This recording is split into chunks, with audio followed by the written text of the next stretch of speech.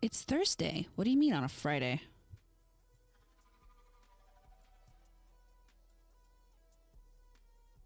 Unless you mean the fact that it's after midnight for you, and then I don't know what to tell you.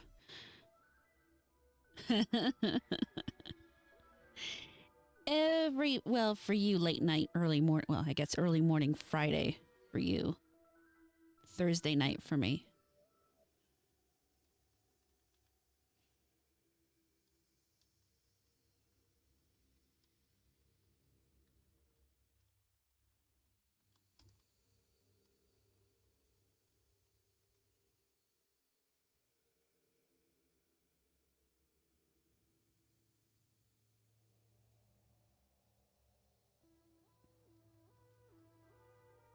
Hey, Judge, thank you very much. Hey, Raven. Oops, wrong thing. Just getting a couple things sent out really quick. Sorry, I meant to do this beforehand. Of course, I forgot. Blah, blah, blah. Not yet. I will definitely take care of that soon, though.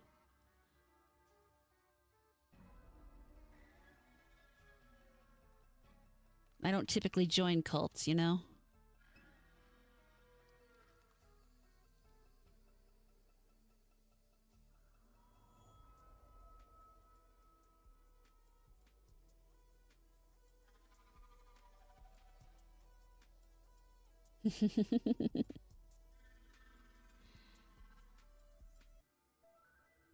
All right. Screwed that up again. That's fine. Did I take care of that? I did. All right, so I don't need that.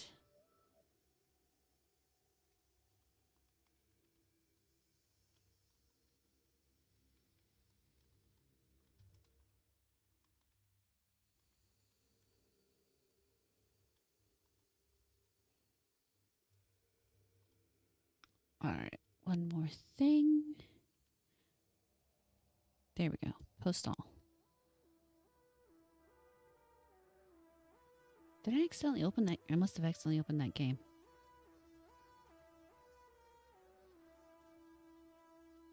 Weird. Did not mean to open that game. All right.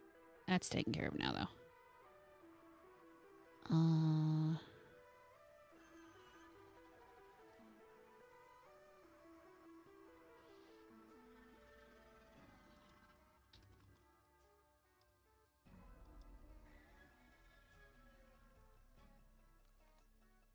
right. Got that taken care of. That taken care of.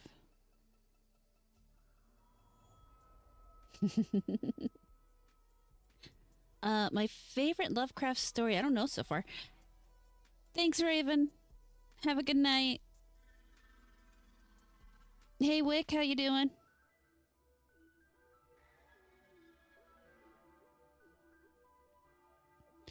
I think I'm just about to the point I'm done setting things up. Give me one more moment.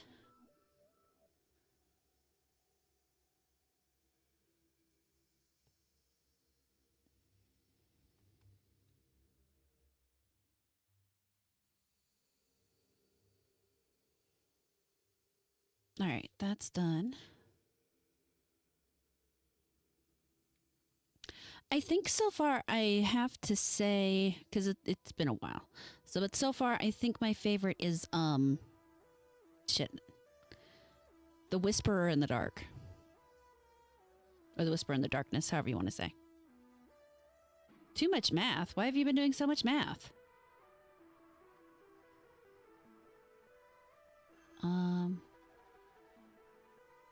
Why did I open this tab? Oh, right. I remember why I opened that tab.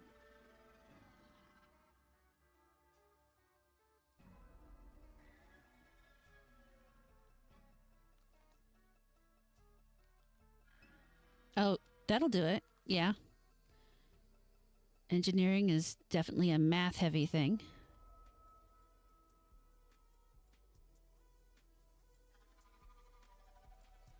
All right, so I can pop this open. Get us some atmosphere.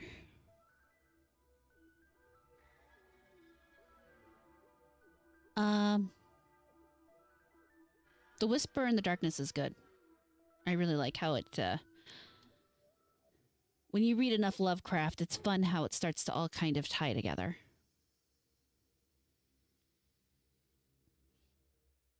Let me see here.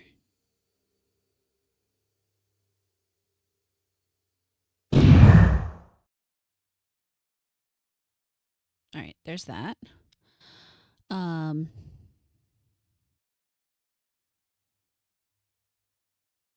Crap.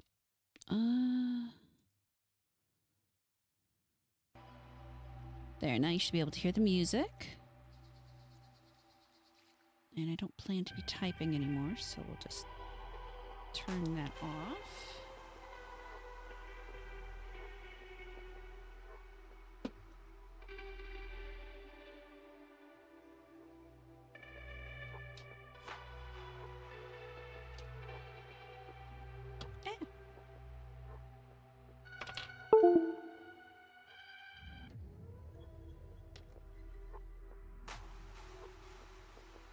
Oh no, I'm sorry.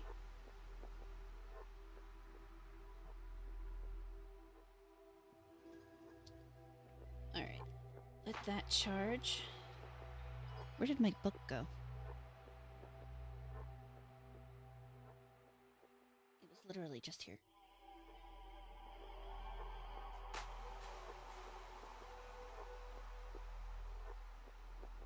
That's the wrong book. Uh-oh.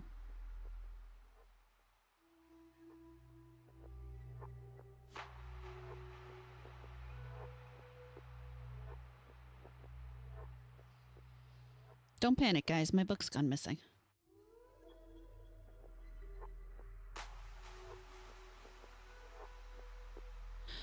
For those of you who don't know, it's my birthday. It's been a great birthday. I very much enjoyed it. I am unfathomably old. In human years, I think you call it 42.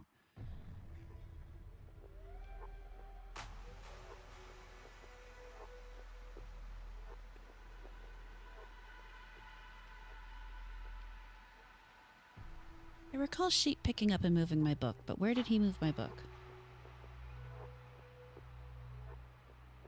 Thank you, Wick.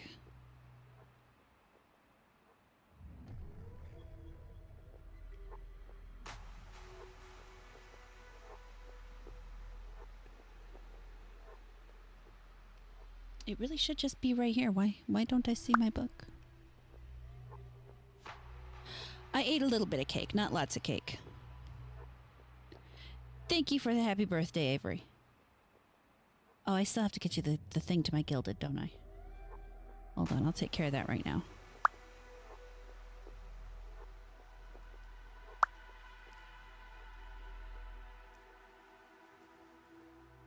Oh, all right.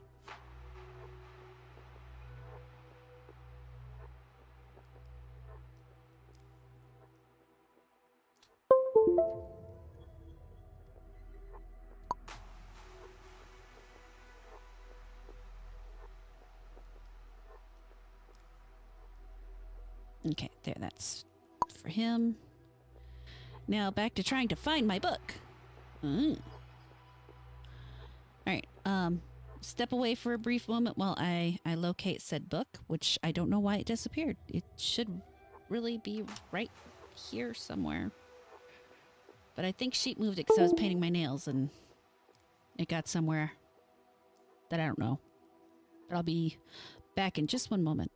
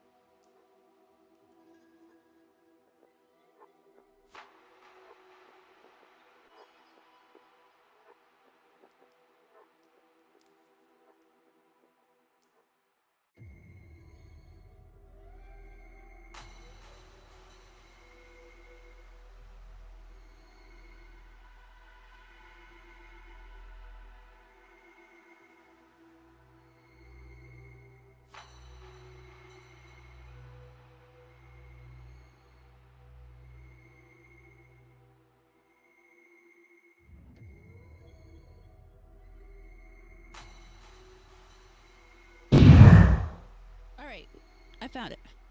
Found it. It was under my nail polish.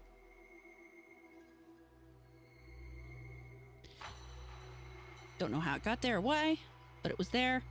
But we got it now. Woo. Holy shit, that's a weird noise. I don't worry about the love and respect of my father, but we won't get into that. No one wants to hear me talk about my problems. Especially not my daddy issues. That's why you get girlfriends. You listen to their daddy issues.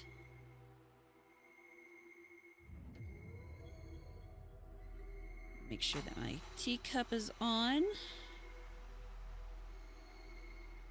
Keeping my tea hot.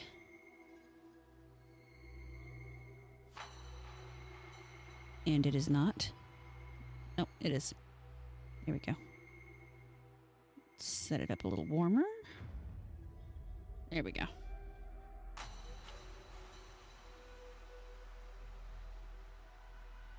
Now, for those of you who weren't here previously, we are going to read more of At the Mountains of Madness.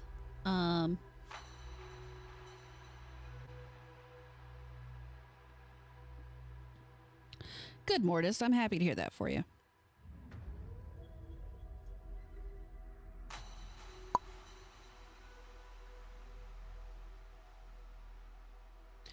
I'm always happy to hear when people are on good terms with their daddies. Hey, Sleazy. How you doing, man? I can't reply to you in Gilded right now, Avery, because my keyboard's off and charging while I read. Just so you know. But everybody else in the Gilded should say welcome, assuming they're listening. Smokey! Smoking's 13. NZ $6.00. Happy birthday. Thank you, Smokey. I really appreciate that. What was I doing? Back to that.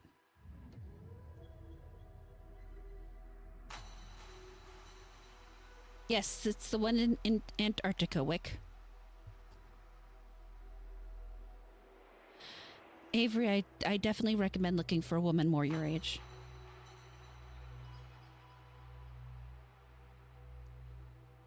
I'm glad, Mortis, because I look forward to doing this every week, too.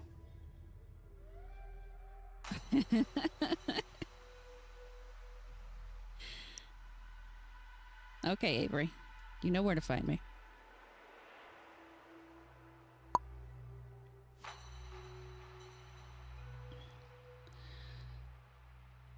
If there's one thing, for one, it gives me an excuse. Like everything I do when I'm streaming, it's to give me an excuse to do the things that I want to do, but maybe wouldn't do because I feel like I'm wasting time. This way, if I'm reading it and doing it with a group of people who are here listening to me and might occasionally give me money, then there's an excuse for it, you know? It's more productive than if I was doing it just on my own. Sometimes, only when I click on them, Sleazy. That way, if someone decides to send something, you know, dirty, it won't. Because I know the people. And as much as I love y'all, I don't trust y'all.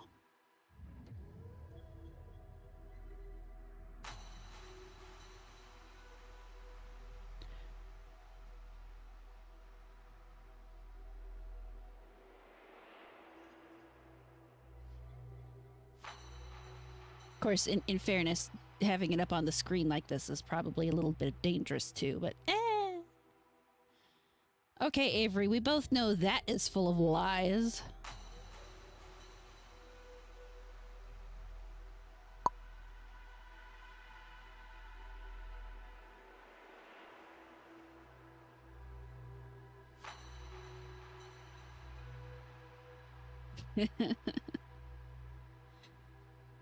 Oh God. I'm going to click on this and hopefully it doesn't kill everybody's ears. I apologize ahead of time, but thank you, Sleazy. I appreciate the $10. Sleazy. $10.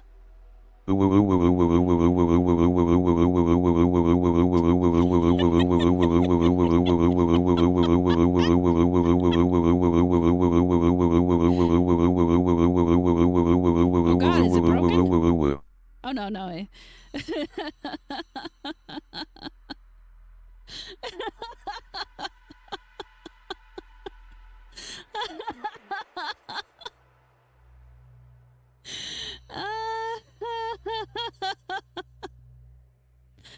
Well, that was worth the investment. I'm not gonna lie. That's great. Oh my god.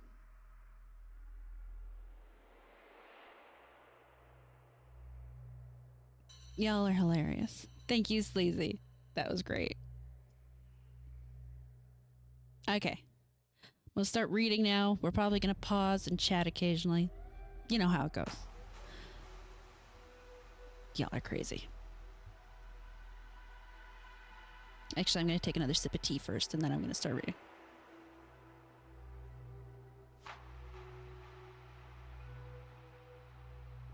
This tea tastes absolutely disgusting, but it really does work.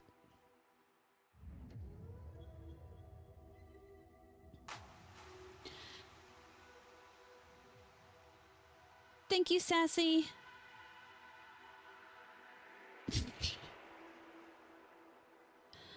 Thank you for stopping in. I really appreciate it. All right, so we just left off with arriving at the camp.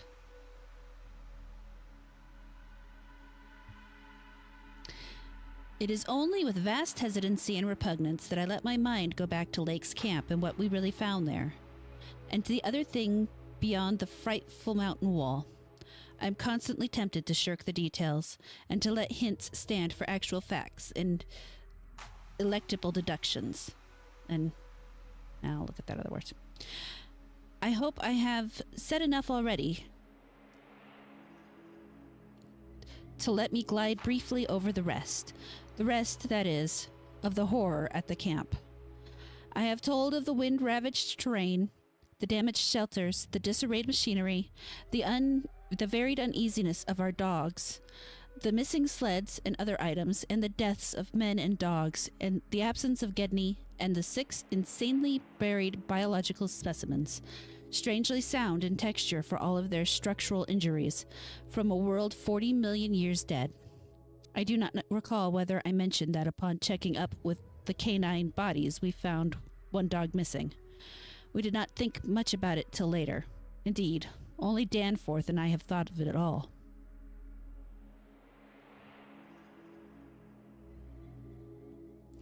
The principal things that I have been keeping back relate to the bodies and to certain subtle points which may or may not lend a hideous and incredible kind of rationale to the apparent chaos.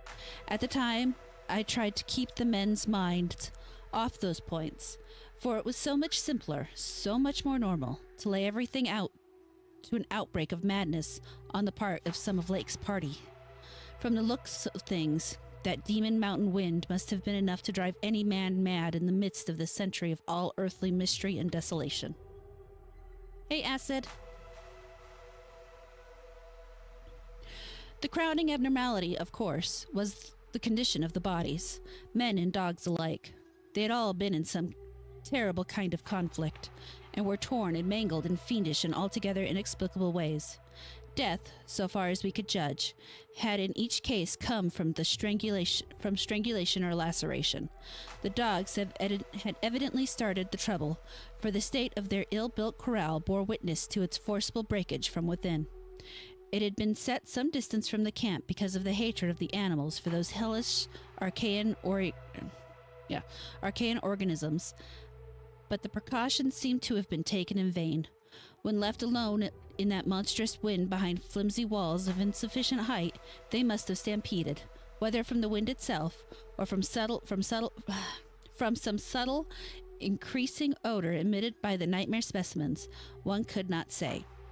Those specimens, of course, had been covered with a tent cloth, yet the low Antarctic sun had beat steadily upon that cloth, and Lake had mentioned that the solar heat tended to make the strangely sound and tough tissues of the things relax and expand. Perhaps the wind had whipped the cloth from over them, jostled them about in such a way that their more pungent olfactory qualities became manifest despite their unbelievable antiquity. Acid, thank you so much for gifting those 5 memberships. I really appreciate that so much.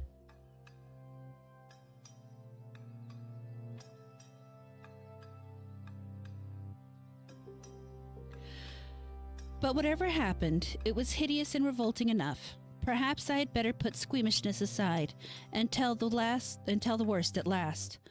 Though with a categorical statement of opinion, based on the first-hand observations and most rigid deductions of both my Danforth and myself, that the then missing Gedney was in no way responsible for the loathsome horrors we found. I have said that the bodies were frightfully mangled. Now I must add that some were incised and subtracted from in the most curious, cold-blooded, and inhuman fashion. It was the same with dogs and men.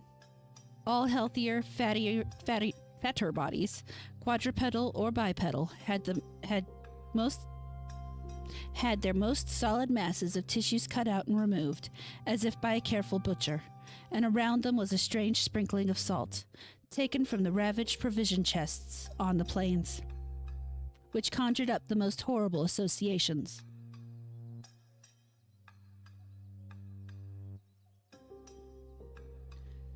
Oh, damn it. Oh, there we go. The things had occurred in one of the crude airplane shelters. The thing had occurred in one of the crude airplane shelters from which the plane had been dragged out, and subsequent winds had effaced all tracks which could have supplied any plausible theory. Scattered bits of clothing, roughly slashed from human incision subjects, hinted no clues.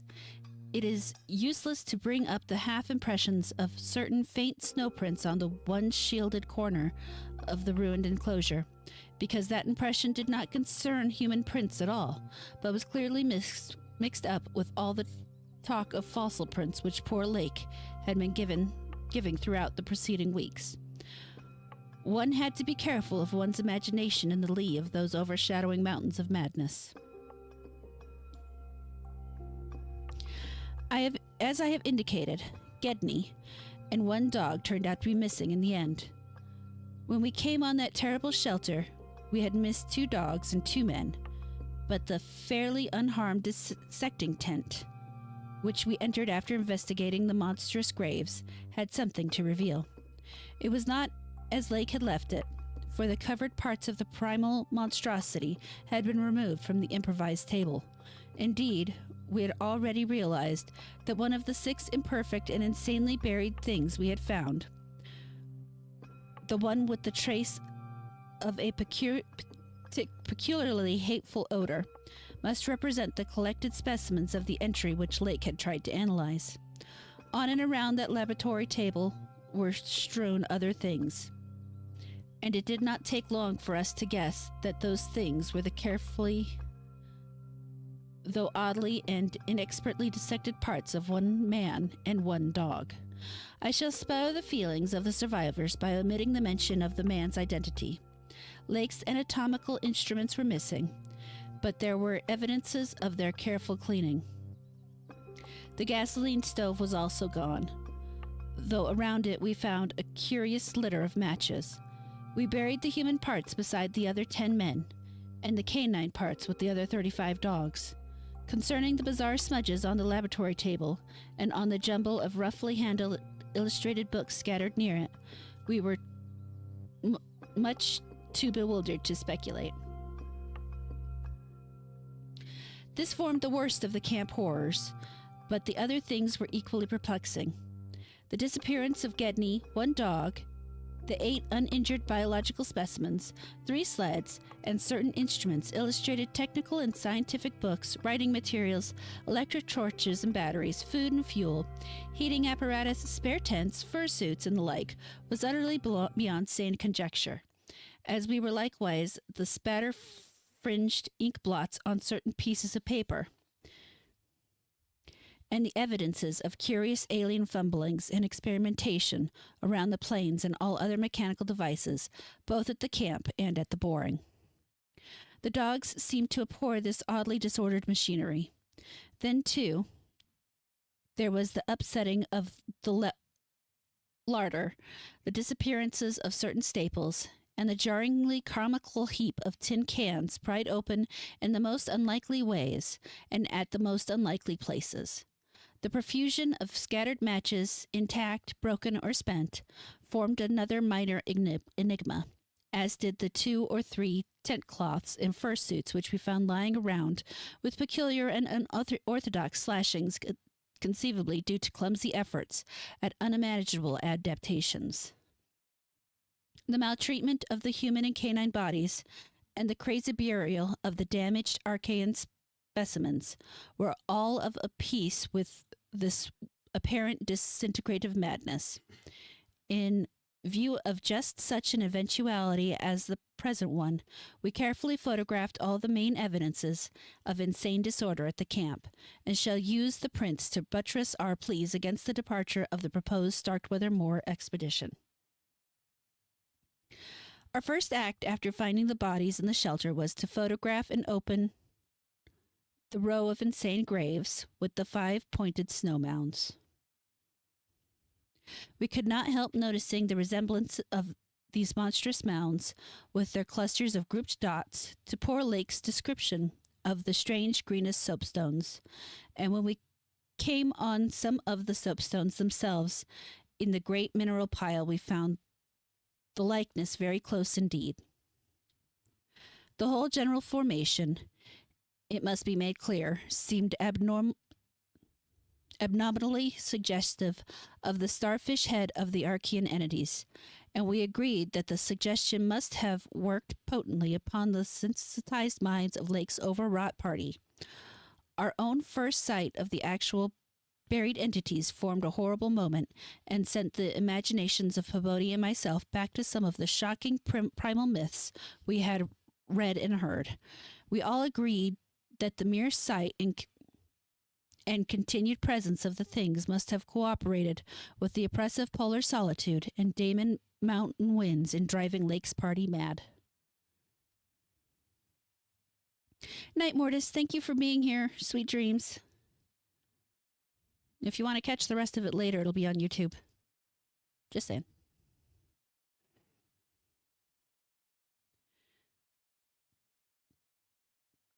For madness, centering in Gedney as the only possible surviving agent, was the explanation spontaneously adopted by everybody so far as spoken utterance was concerned, though I will not be so naive as to deny that each of us may have harbored wild guesses which sanity forbade him to formulate completely. Sherman, Pabodie, and McTeague made an exhaustive airplane cruise over all of the surrounding territory in the afternoon, sweeping the horizon with field glasses in quest of Gedney and the various missing things, but nothing came to light. The party reported that the Titan barrier range extended endlessly to the right and left alike, without any diminution in height or essential structure. On some of the peaks, though, the regular cube and rampart formations were bolder and plainer, having doubly fantastic similitudes to Rorik-painted Asian hill ruins. The distribution of cryptical cave mouths on the black snow-denuded summits seemed roughly even as far as the range could be traced. In spite of all of the prevailing horrors, we were left with enough sheer scientific zeal and adventurousness to wonder about the unknown realm beyond those mysterious mountains. As our guarded messages stated, we rested at midnight after our day of terror and bafflement, but not without a tentative plan for one or more range-crossing altitude flights in a lightened plane with aerial camera and geologist's outfit, beginning the following morning.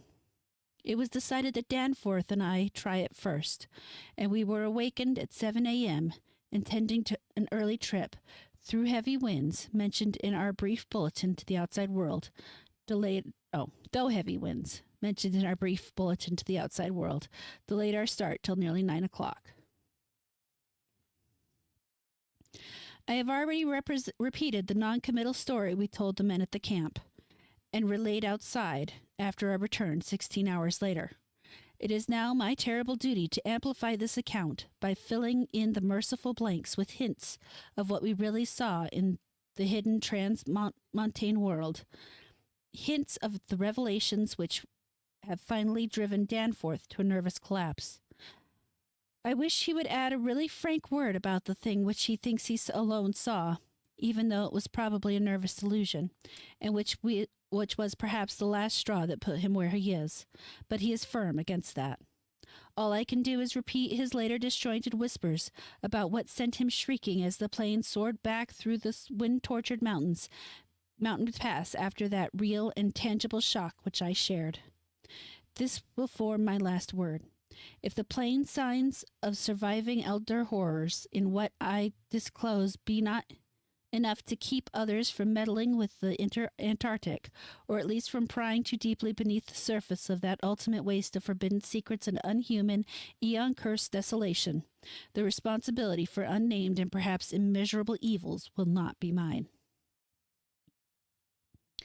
Danforth and I, studying the notes made by Peabody in his afternoon flight and checking up with a sextant, had calculated that the lowest available pass in the range lay somewhat to the right of us within sight of camp and about 23,000 or 24,000 feet above sea level. For this point, then, we headed in the lightened plane as we embarked on our flight of discovery. The camp itself, on foothills which sprang from a high continental plateau, was some 12,000 feet in altitude, hence the actual height increase necessary was not so vast as it might seem.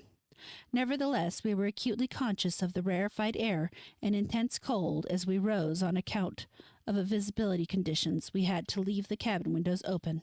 We were dressed, of course, in our heaviest furs. As we drew near the forbidding peaks, dark and sinister above the line of crevasse-riven snow and interstitial glaciers, we noticed more and more the curiously regular formations clinging to the slopes, and thought again of the strange Asian paintings of Nicholas Roerich. The ancient and wind-weathered rock strata fully verified all of Lake's bulletins, and proved that these hoary pinnacles had been towering up in exactly the same way since a surprisingly early time in Earth's history, perhaps over 50 million years. How much higher they had once been, it was futile to guess, but everything about this strange region pointed to obscure atmospheric influences unfavorable to change and calculated to retard the usual climatic processes of rock disintegration. But it was the mountainside tangle of regular cubes, ramparts, and caves mouths which fascinated and disturbed us most. I studied with a field glass and took aerial photos whilst Danforth drove, and at times relieved him at the controls, though my aviation knowledge was purely an amateur's, in order to let him use the binoculars. We could quite easily see that much of the material of the things was a lightish archean quartzite, unlike any formation visible over broad areas of the general surface, and that their regularity was extreme and uncanny to an extent which poor Lake had scarcely hinted. As he had said, their edges were crumbled and rounded from untold eons of savage weathering, but their preternatural solidity and tough materials had saved them from obliteration. Many parts, especially those closest to the slopes, seemed identical in substance with the surrounding rock surface. The whole arrangement looked like the ruins of Machu Picchu in the Andes, or the primal foundation walls of Kish as dug up by the Oxford Field Museum expedition in 1929. And both Danforth and I had obtained that occasional impression of separate cyclopean blocks, which Lake had attributed to his flight companion Carol. How to account for such things in this place was frankly beyond me, and I felt queerly humbled as a geologist. Igneous formations often have strange regularities, like the famous Giant's Causeway in Ireland. But the stupendous range, despite Lake's original suspicion of smoking cones, was above all else non-volcanic in evident structure.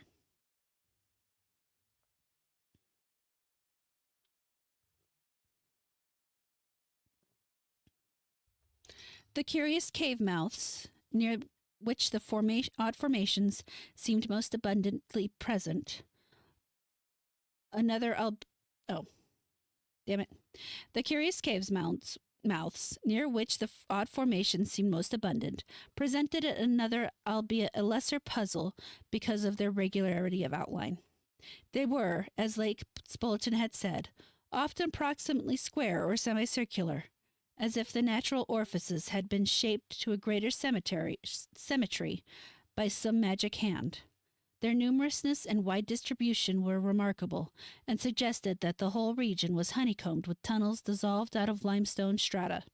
Such glimpses as we secured did not extend far within the caves, but we saw that they were apparently clear of stalactites and stalagmites. Outside those parts of the mountain slopes adjoining the apertures seemed invariably smooth and regular, and Danforth thought that the slight cracks and pittings of the weathering tended towards unusual patterns.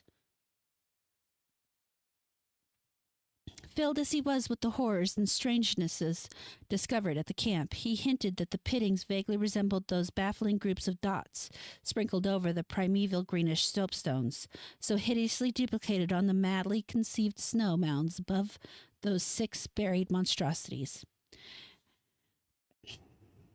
We had risen gradually in flying over the higher foothills and along toward the relatively low pass we had selected. As we advanced, we occasionally looked down at the snow and ice of the land route, wondering whether we could have attempted the trip with simpler equipment of earlier days. Somewhat to our surprise, we saw that the terrain was far from difficult as such things go, and that despite the crevasses and other bad spots, it would not have been likely to deter the sleds of a Scott, a Shackleton, or an Edmondson. Some of the glaciers appeared to lead up to the wind-bared passes with unusual continuity, and upon reaching our chosen pass, we found that its case formed no exception.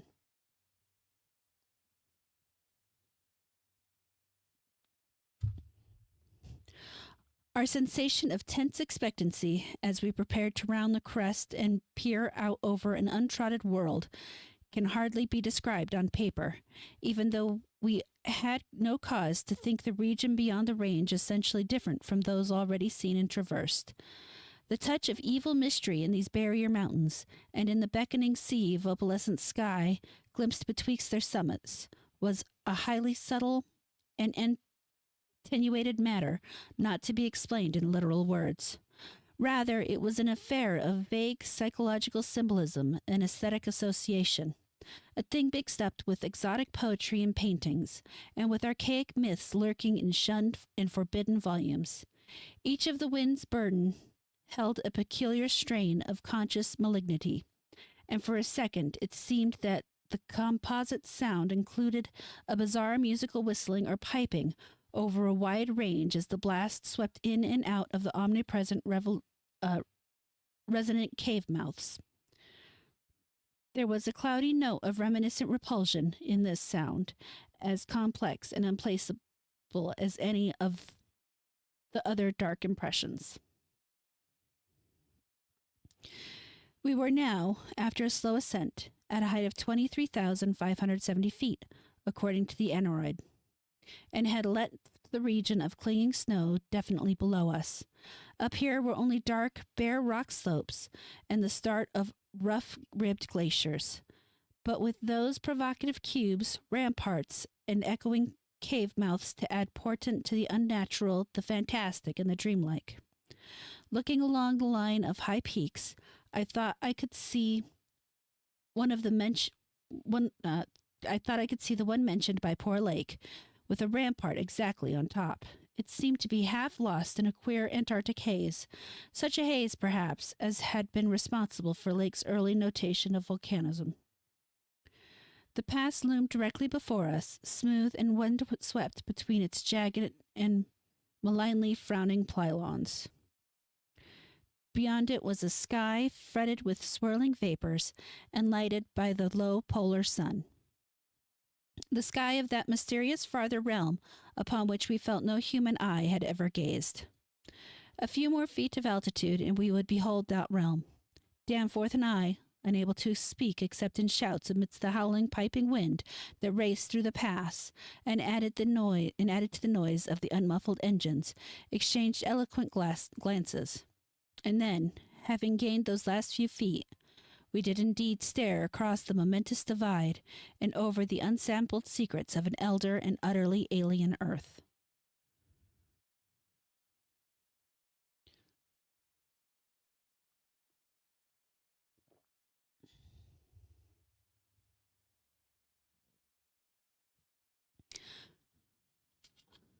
I think that both of us... oh, hold on. The music stopped.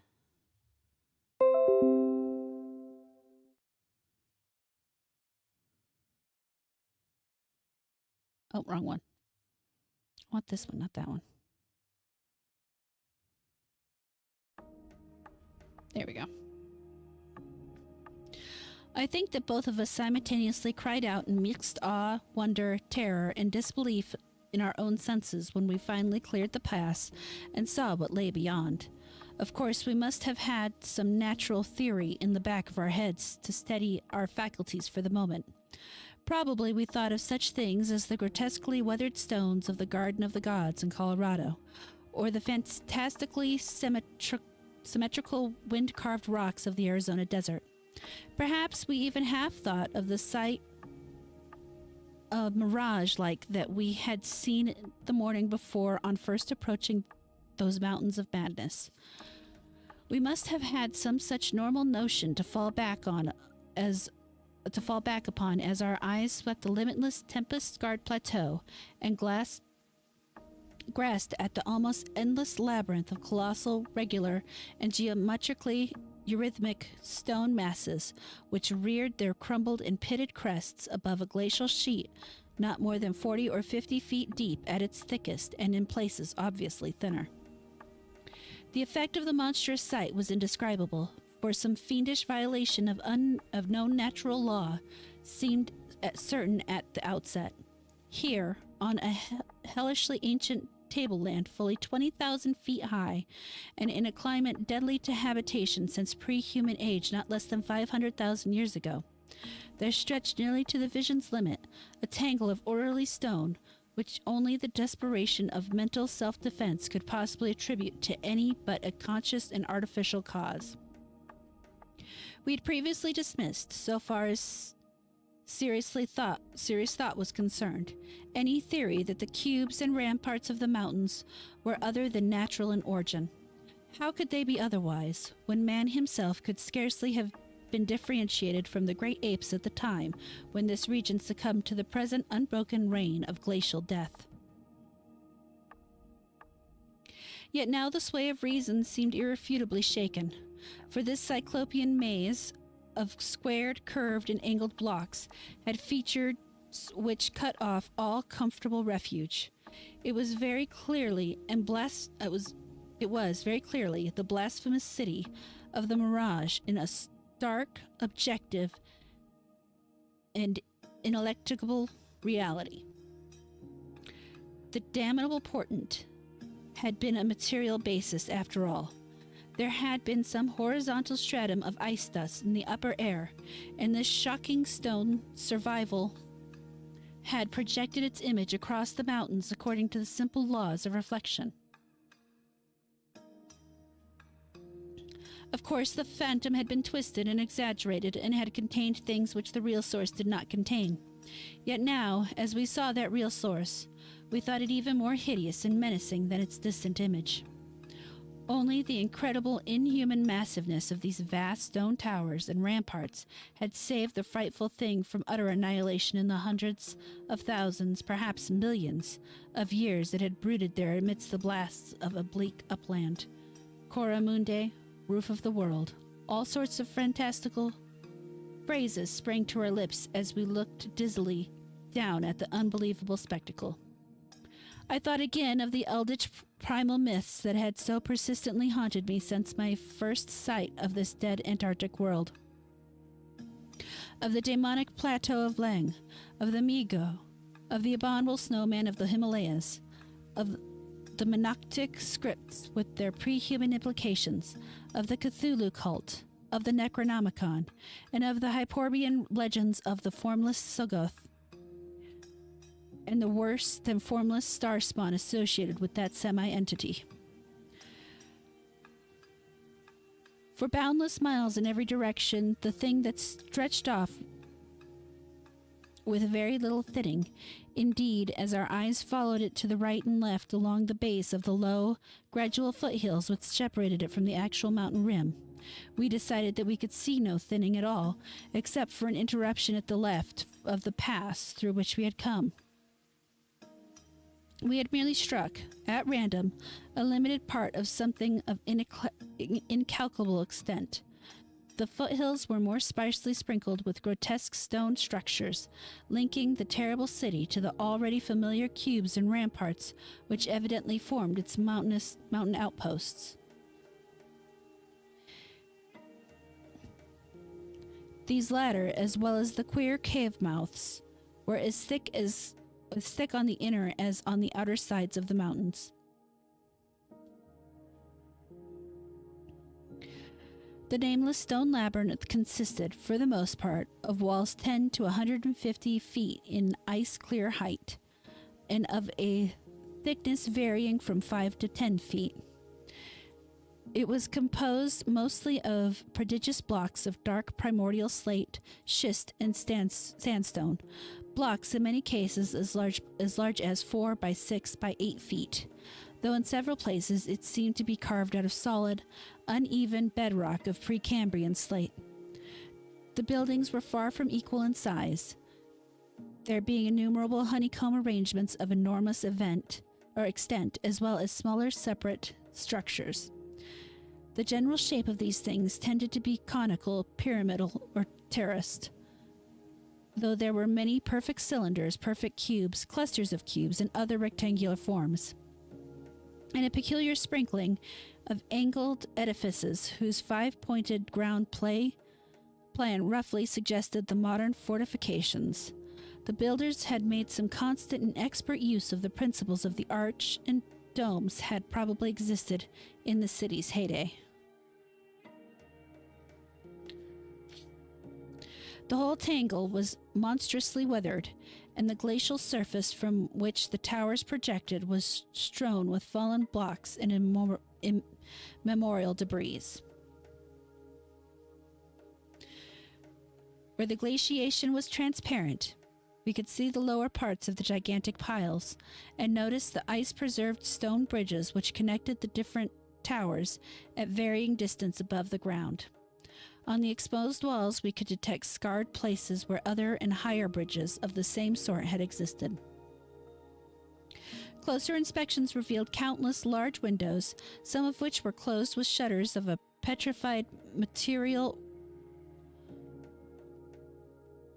originally wood, though most gaped open in a sinister, menacing fashion. Many of the ruins, of course, were roofless and with uneven though wind-rounded upper edges, whilst others, of a more sharply conical or pyramidal model, or else protected by higher surrounding structures, preserved intact outlines despite the omnipresent crumbling and pitting. With the field glass, we could barely make out what seemed to be sculptural decorations in horizontal bands. Decorations including those curious groups of dots, whose presence on the ancient soapstones now assumed a vastly larger significance. In many places, the buildings were totally ruined, and the ice sheets deeply riven from various geological causes. In other places, the stonework was worn down to the very level of the glaciation. One broad swath, extending from the plateau's interior to a cleft in the foothills about a mile to the left of the pass we had traversed, was wholly free from buildings, and probably represented, we concluded, the course of some great river which in tertiary times, millions of years ago, had poured through the city.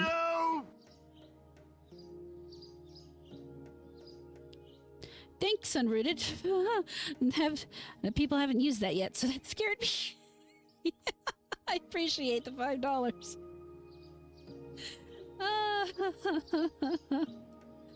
Bender saying thank you gave me a little bit of a start.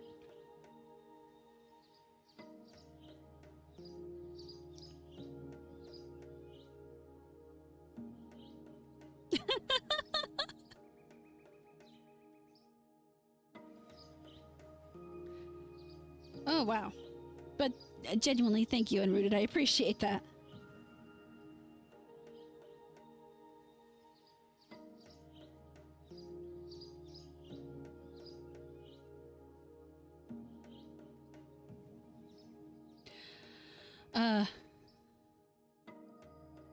Okay, I think I was here. Certainly, this was, above all, a region of caves, gulfs, and underground secrets beyond human penetration.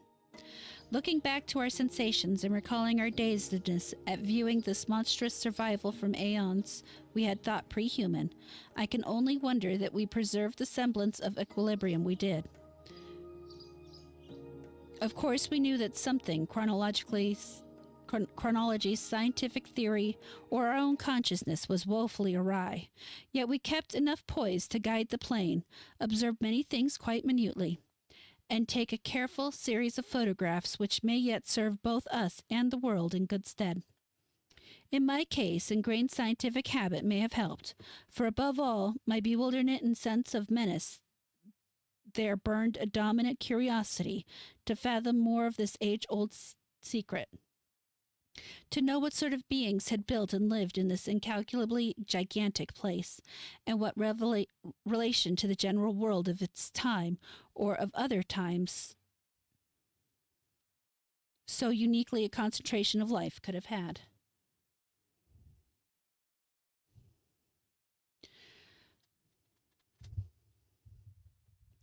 For this place could be no ordinary city.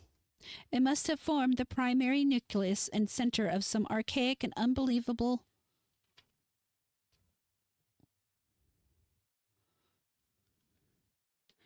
chapter of the Earth's history whose outward ramifications recalled only dimly in the most obscure and distorted myths, and had vanished utterly amidst the chaos of terror and convulsions long before any human race we know had shambled out of apedom.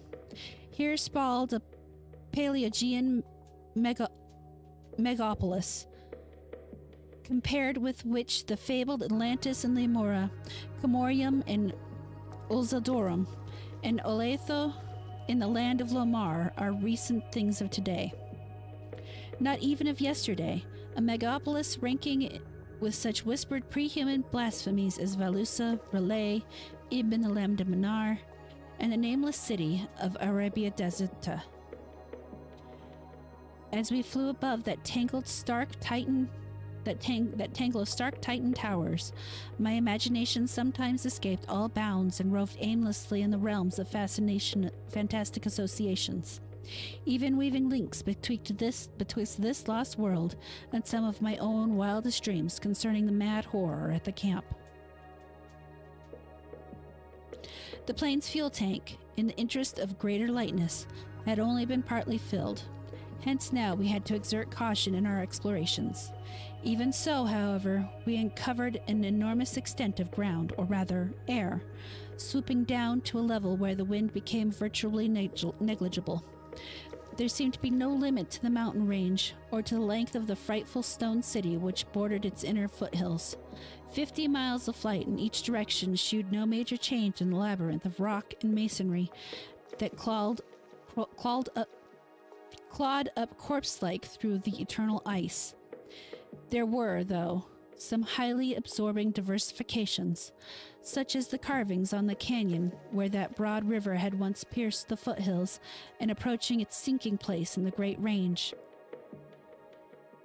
The headlands at the stream's entrance had been boldly carved into cyclopean pylons, and something about the ridgy barrel-shaped designs stirred up vague, hateful, and confusing semi-remembrances in both Danforth and me.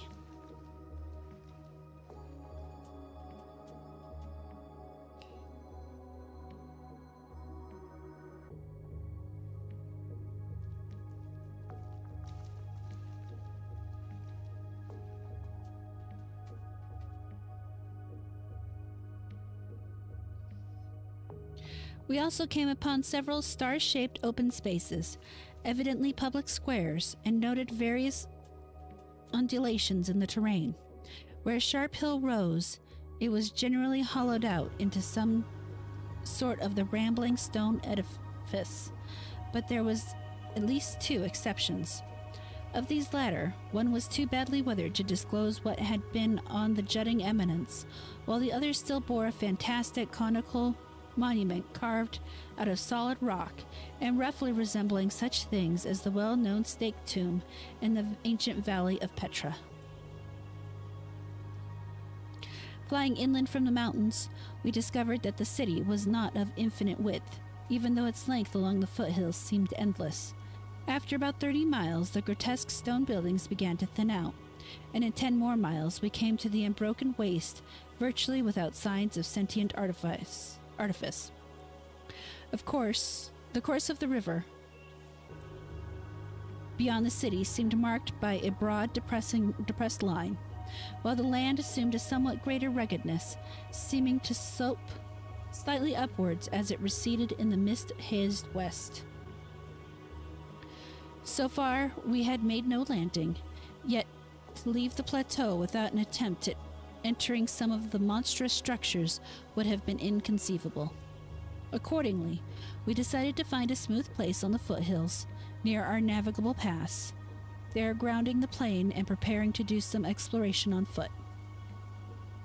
These gradual slopes were partly covered with a scattering of ruins. Low flying soon disclosed an ample number of possible landing places.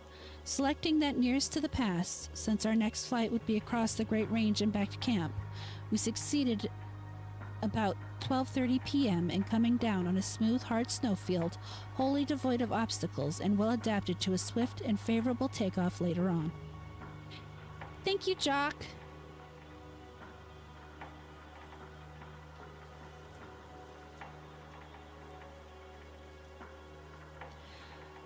It did not seem necessary to protect the plane with the snow banking for so brief a time and in so comfortable an absence of high winds at this level.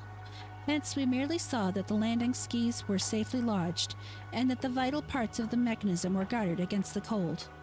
For our foot journey, we discarded the heaviest of our flying furs and took with us a small outfit consisting of a pocket compass, hand camera, and light provisions. Voluminous notebooks and paper, geologist's hammer and chisel, specimen bags, coil of climbing rope, and powerful electric torches with extra batteries.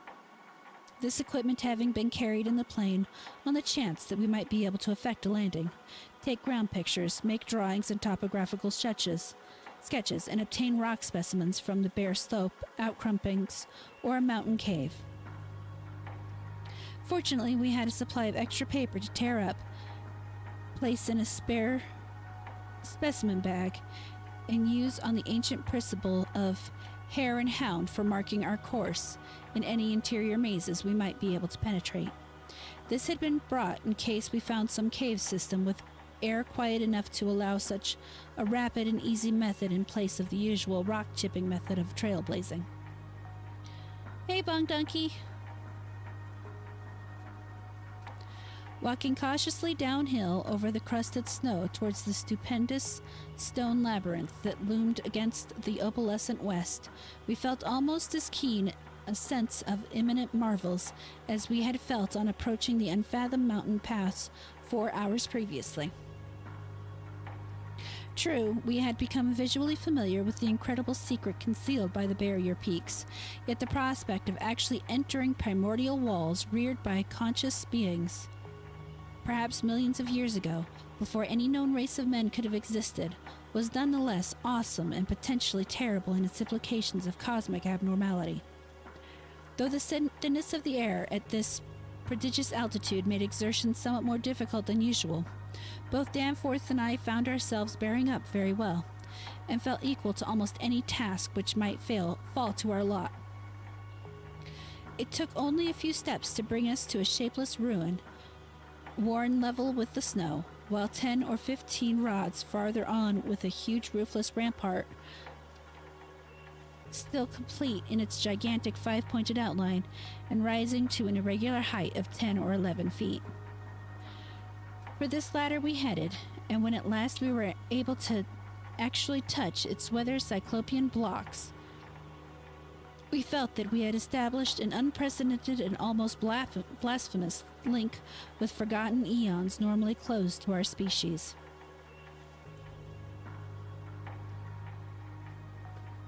Hold on, my thing just did a thing.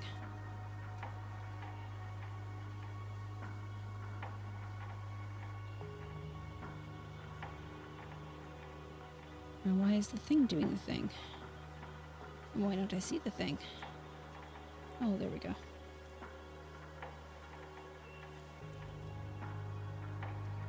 Okay. The thing is nothing to worry about. Don't worry about it.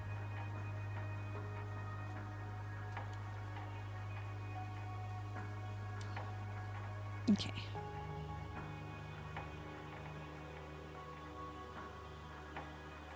This rampart, shaped like a star, perhaps 300 feet from point to point, was built of Jurassic sandstone blocks of irregular size, averaging 6 by 8 feet in surface. There was a row of arched loopholes or windows about 4 feet wide and 5 feet high, spaced quite symmetrically along the points of the star and at its inner angles, and with the bottoms of about 4 feet from the glaciated surface. Looking through these, we could see that the masonry was fully 5 feet thick, and that there was no partitions remaining within, and that there were traces of banded carvings or bas-relief on the interior walls. Facts we had indeed guessed before when flying low over this rampart and others like it. Though lower parts must have originally existed, all traces of such things were now wholly obscured by the deep layers of ice and snow at this point. We crawled through one of the windows and vainly tried to decipher the nearly effaced mural designs.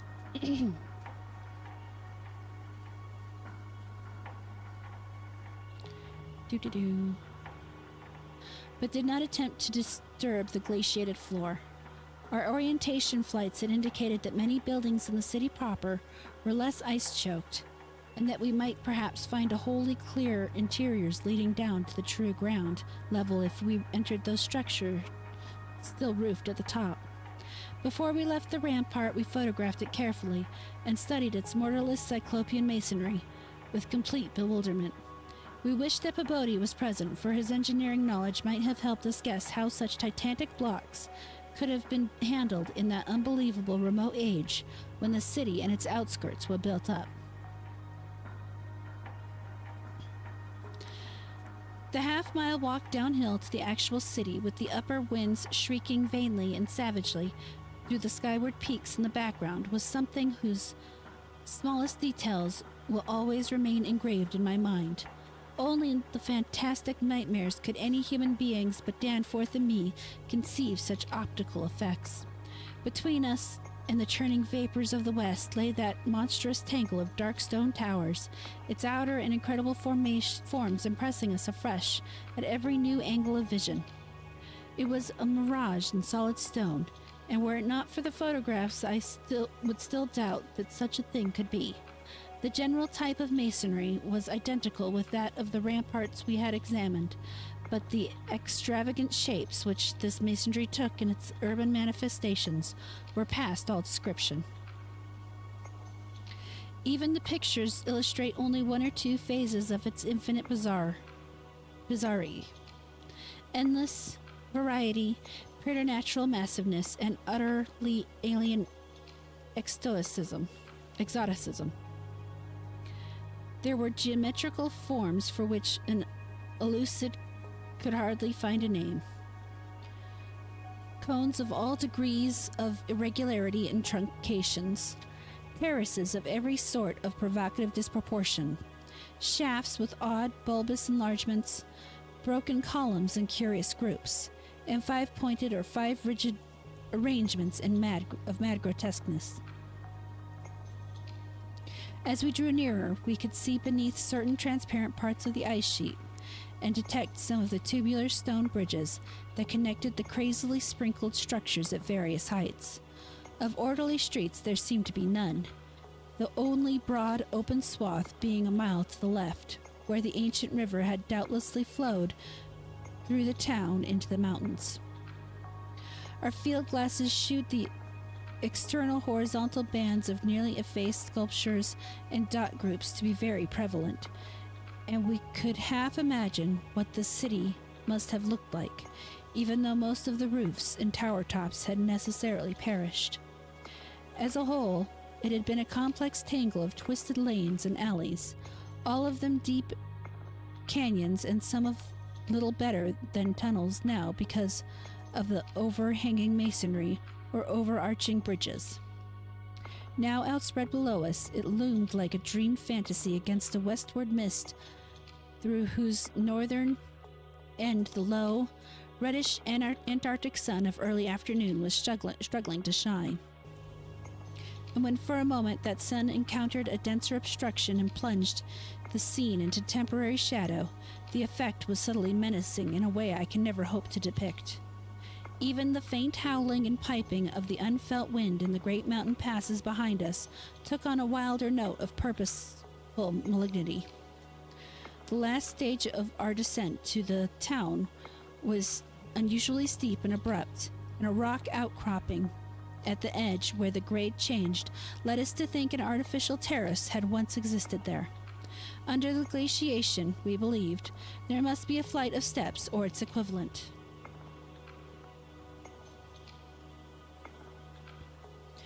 When we at last plunged into the labyrinthine town itself, clambering over fallen masonry and shrinking from the oppressive nearness and dwarfing height of the omnipresent crumbling and pitted walls, our sensations again became such that I marvel at the amount of self-control we retained.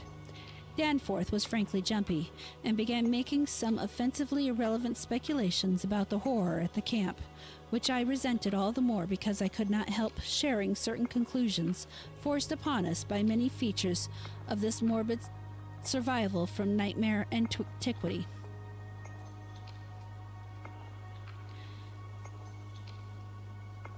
The speculations worked on his imagination, too, for in one place, where a debris-littered alley turned a sharp corner, he insisted he saw faint traces of ground markings which he did not like, whilst elsewhere he stopped to listen to subtle imaginary sounds from some undefined point.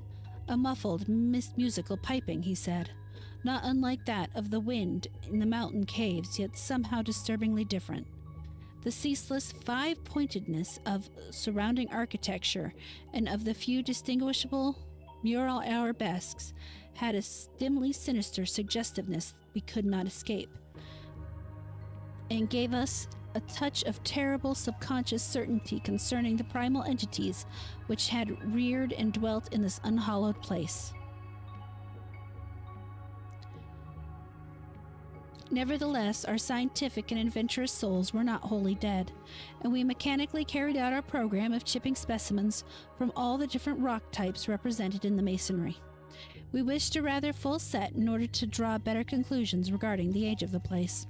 Nothing in the greater outer walls seemed to date from later than the Jurassic and Comanchean periods, nor was any piece of stone in the entire place of a greater recency than the Pliocene age. In stark certainty, we were wandering amidst a death which had reigned at least 500,000 years ago, and in all probability even longer.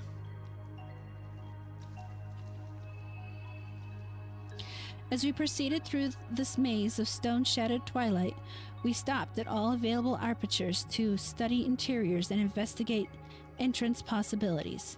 Some were above our reach, whilst others led only into ice-choked ruins, as unroofed and barren as the rampart on the hill.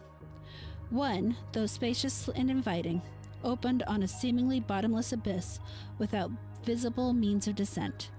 Now and then we had a chance to study the petrified wood of a surviving shutter, and were impressed by the fabulous antiquity implied in the still discernible grain.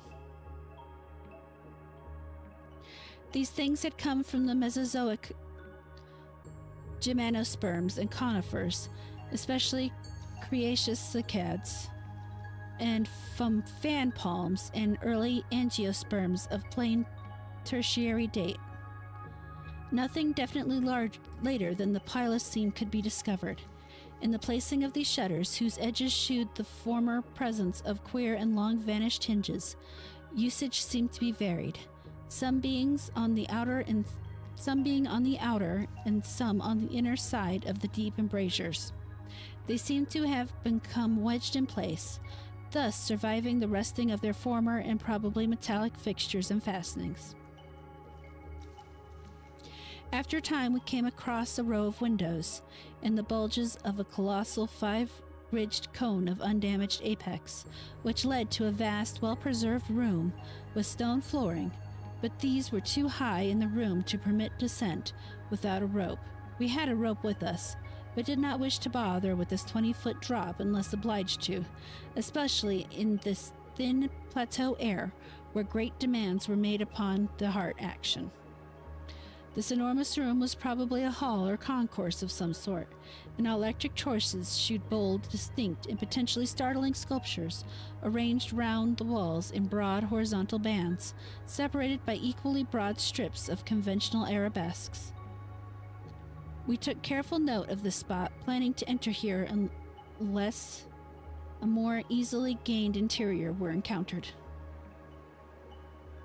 Finally, though, we did encounter exactly the opening we wished, an archway about 6 feet wide and 10 feet high, marking the former end of an aerial bridge, which had spanned an alley about 5 feet above the present level of glaciation. These archways, of course, were flush with the upper story floors, and in this case, one of the floors still existed. The building, thus accessible, was a series of rectangular terraces on our left facing westward.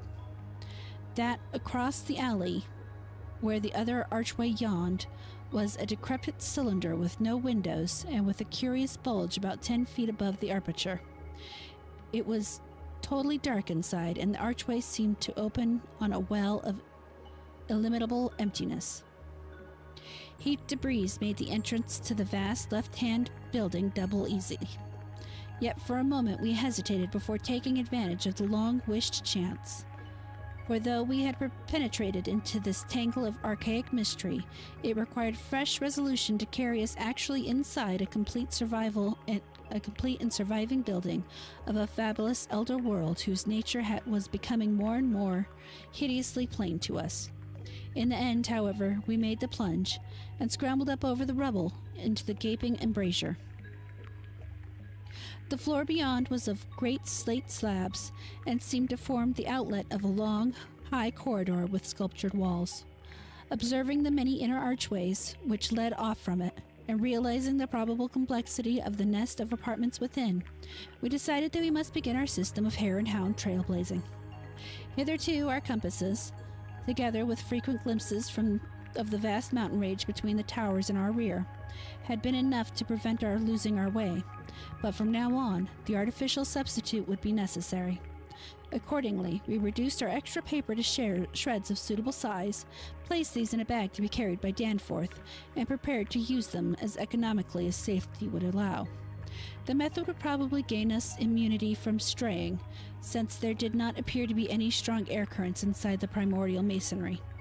If such should develop, or if our paper supply should give out, we could of course fall back on the more secure, though more tedious and retarding method of rock chipping.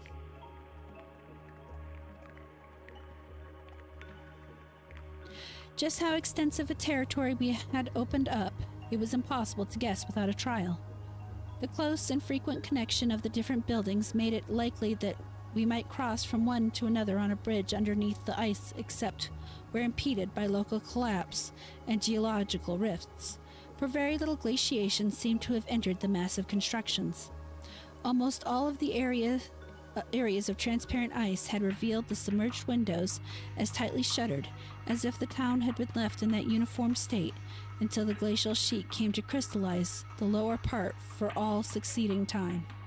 Indeed, one gained a curious impression that this place had been deliberately closed and deserted in some dim, bygone aeon, rather than overwhelmed by any sudden calamity or even gradual decay. Had the coming of the ice been foreseen, and had a nameless population left en masse to seek a less doomed abode, the precise physiographic conditions attending the formation of the ice sheet at this point would have to wait for later solution. It had not, very plainly, been a grinding drive. Perhaps the pressure of accumulated snows had been responsible, and perhaps some flood from the river, or from the bursting of some ancient glacial dam in the Great Range, had helped to create the special state now observable. Imagination could conceive almost anything in connection with this place.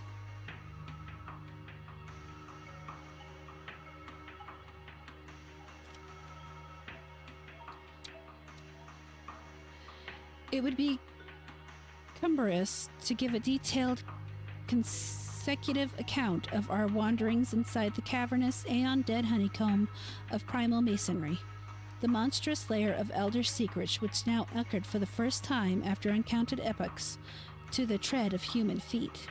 This is especially true because so much of the horrible drama and revelation came from a mere study of the omnipresent mural carvings. Our flashlight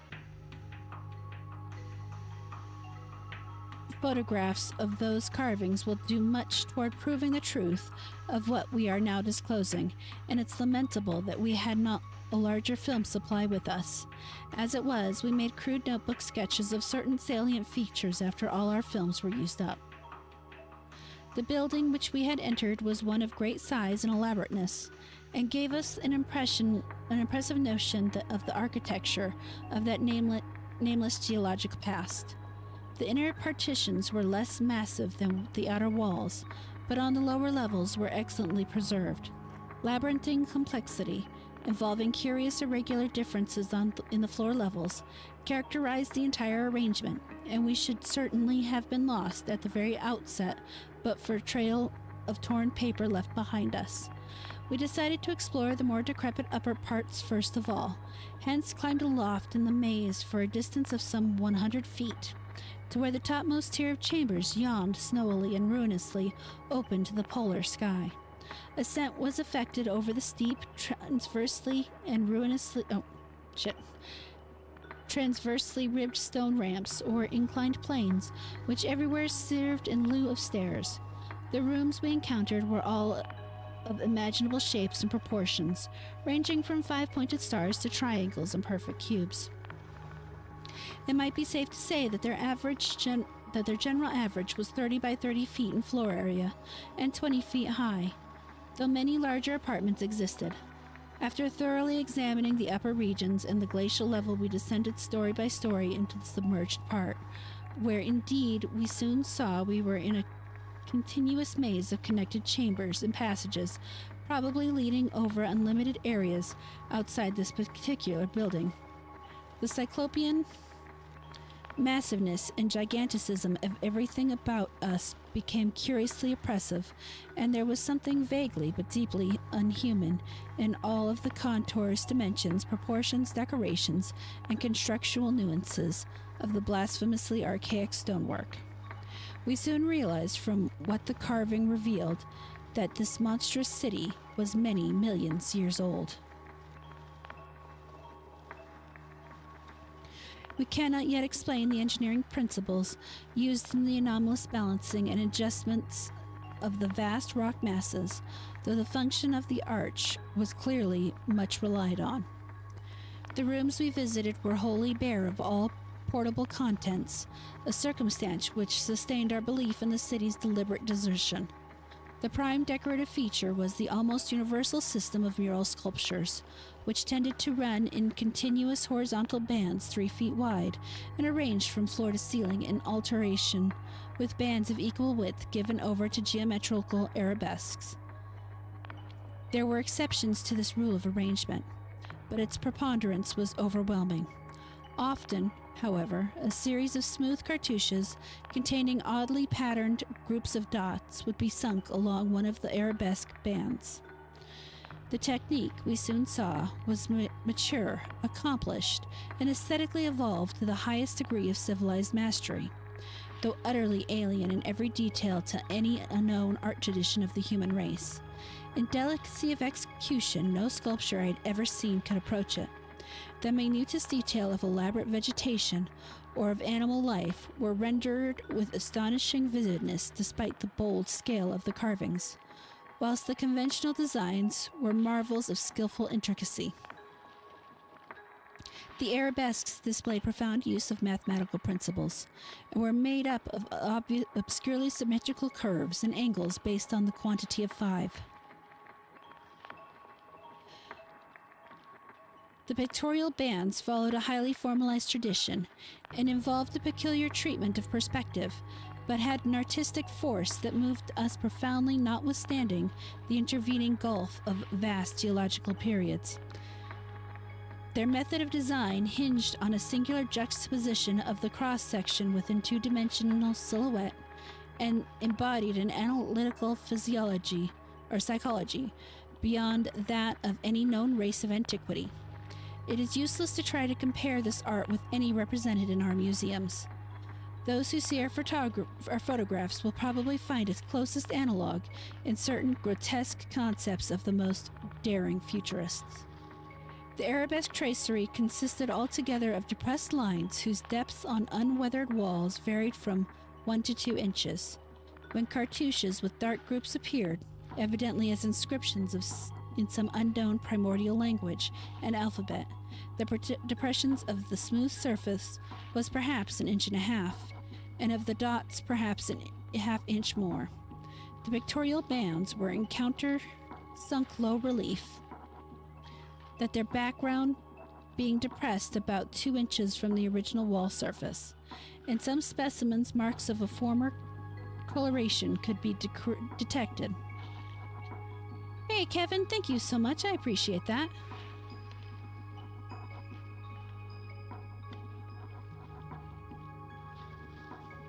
And while I have this sip of tea break, Sleazy would like you all to remember to hit the like, stroke the subscribe, press the bell, and change all for notifications so that you can be reminded to stop by. Don't forget to also comment and share it out to your friends should you want to force them to listen to me read. Also, for this brief moment, I will take the opportunity to remind everybody that February 23rd will be our first membership night. So do come by. We're going to play games and talk, hang out. It'll be 7 p.m. Mountain Time on the 23rd. Now I'm going to drink my tea and go back to reading.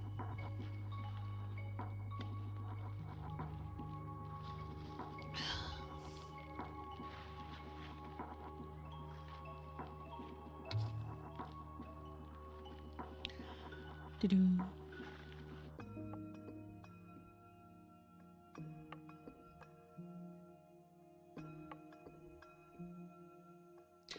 In some specimens, marks of a former coloration could be detected, though for the most part the untold eons had disintegrated and banished any pigments which may have been applied. The more one studied in the marvelous technique, the more one admired the things. Beneath their strict conventionalizations, one could grasp the minute and accurate observation and graphic skill of the artists.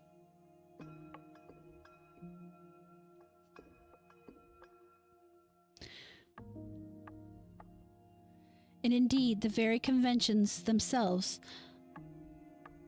served to symbolize and accentuate the real essences or vital differentiations of every object delineated.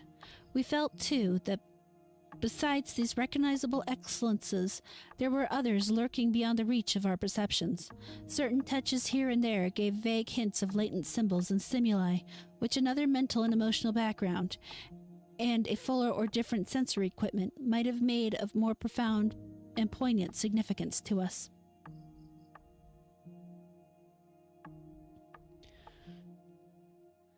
The subject matter of the sculptures obviously came from the life of the vanished epoch of their creation, and contained a large proportion of evident history.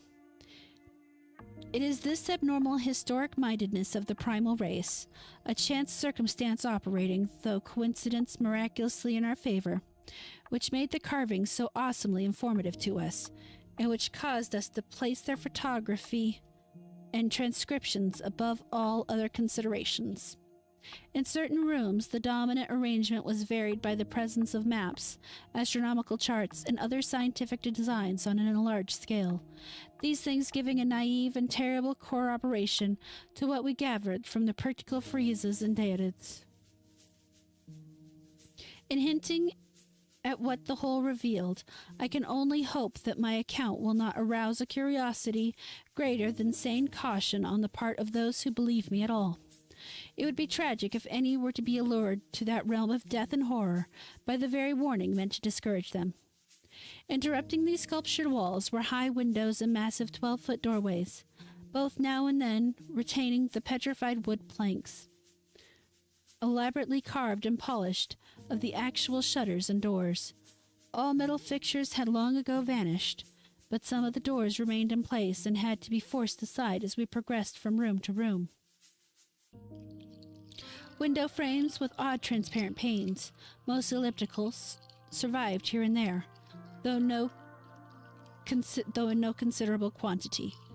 There were also frequent niches of great magnitude, generally empty, but once in a while containing some bizarre object carved from greenish soapstone, which was either broken or perhaps held too inferior to warrant removal. Other apertures were undoubtedly connected with bygone mechanical facilities, heating, lighting, and the like, of a sort suggested in many of the carvings. Ceilings tended to be plain, but had sometimes been inlaid with green soapstone or other tiles, mostly fallen now. Floors were also paved with such tiles, though plain stonework predominated. As I have said, all furnishings and other movables were absent, but the sculptures gave a clear idea of the strange devices which had once filled these tomb-like echoing rooms. Above the glacial sleet, the floors were generally thick with detritus, litter, and debris, but further down this condition decreased, and in some of the lower chambers and corridors there was little more than gritty dust or ancient incrustations, while occasionally areas had an uncanny air of newly swept immaculateness. Of course, where rifts or collapses had occurred, the lower levels were as littered as the upper ones. A central court, as in other structures we had seen from the air, saved the inner regions from total darkness, so that we seldom had to use our electric torches in the upper rooms except when studying sculptured details. Below the ice cap, however, the twilight deepened, and in many parts of the tangled ground level there was an approach to absolute blackness. To form even a rudimentary idea of our thoughts and feelings as we penetrated this eon-silent maze of inhuman masonry, one must correlate a hopeless, bewildering chaos of fugitive moods, memories, and impressions. The sheer appalling antiquity and lethal desolation of the place were enough to overwhelm almost any sensitive person, but added to these elements were the recent unexplainable horror at the camp, and the revelations all too soon effected by the terrible mural sculptures around us. The moment we came upon a perfect section of carvings, where no ambiguity of interpretation could exist, it took only a brief study to give us the hideous truth. A truth which it would be naive to claim Danforth and I had not independently suspected before, though we had carefully refrained from even hinting at to each other. There could now be no further merciful doubt about the nature of the beings which had built and inhabited this monstrous dead city millions of years ago, when man's ancestors were primitive, archaic mammals, and vast dinosaurs roamed the tropical steppes of Europe and Asia. We had previously clung to a desperate alternative and insisted, each to himself, that the omnipresence of the five-pointed motif was only some cultural or religious exaltation of the arcane natural object which had so patently embodied the quality of five-pointedness, as the decorative motifs of the Minoan Crete exalted the sacred bull, those of Egypt the scarabus, and those of Rome the wolf and the eagle, and those of various savage tribes some chosen totem animal. This lone refuge was now stripped from us, and we were forced to face, definitely, the reason-shaking realization which the reader of these pages has doubtlessly long ago anticipated. I can scarcely bear to write it down in black and white even now, but perhaps that will not be necessary. The things once rearing and dwelling in this frightful masonry in the age of dinosaurs were not indeed dinosaurs, but far worse. Mere dinosaurs were new and almost brainless objects, but the builders in the city were wise and old, and had left certain traces in rocks even then laid down well nigh 1,000 million years ago. Rocks laid down before the true life of Earth had advanced beyond plastic groups of cells. Rocks laid down before the true life of Earth had existed at all. There were the markers and enslavers of that life, and above all, makers and enslavers of that life. And above all doubt, the originals in the fiendish elder myths, which things like the Panoptic manuscripts and the Necronomicon affrightedly hint about. They were the great old ones that had filtered down from the stars when the Earth was young. The beings whose substance an alien evolution had shaped, and whose powers were such that this planet had never bred. And to think that only the day before, Danforth and I had actually looked upon fragments of their millennially fossilized substance. That poor Lake and his party had seen their complete outlines. It is, of course, impossible for me to relate in proper order the stages by which we picked up what we know of that monstrous chapter of pre-human life. After the first shock of certain revelation, we had to pause a while to recuperate, and it was fully 3 o'clock before we got started on our actual tour of systematic research. The sculptures in the building we entered were of relatively late date, perhaps 2 million years ago, as checked up by geological, biological, and astronomical features, and embodied an art which would be called decadent in comparison with that of specimen we found in older buildings after crossing bridges under the glacial sheet. One edifice hewn from the solid rock seemed to go back 40 or even 50 million years to the lower Eocene or upper Cretaceous, and contained bas-relief of an artistry surpassing anything else, with one tremendous exception that we encountered. That was, we have since agreed, the oldest domestic structure we traversed. Were it not for the support of those flashlights soon to be made public, I would refrain from telling what I found and inferred, lest I be confined as a madman. Of course, the infinitely early parts of the patchwork tale, representing the pre-terrestrial life of the star-headed beings on other planets, and in other galaxies, and in other universes, can readily be interpreted as the fantastic mythology of those beings themselves. Yet such parts sometimes involve designs and diagrams so uncannily close to the latest findings of mathematics and astrophysics that I scarcely know what to think. Let others judge when they see the photographs I shall publish. Naturally, no one set of carvings which we encountered told more than a fraction of any connected story, nor did we even begin to come upon the various stages of that story in their proper order. Some of the vast rooms were independent units so far as their designs were concerned, whilst in other cases a continuous chronicle would be carried through a series of rooms and corridors. The best of the maps and diagrams were on the walls of a frightful abyss below even the ancient ground level, a cavern perhaps 200 feet square and 60 feet high of some sort. There were many provoking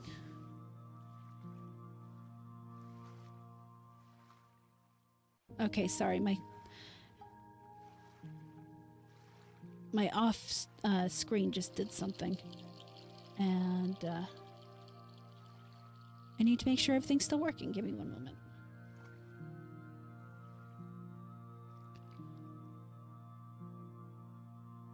Yeah, for some reason, this is the second time it's happened with my second monitor. It just went black for no particular reason that I can determine.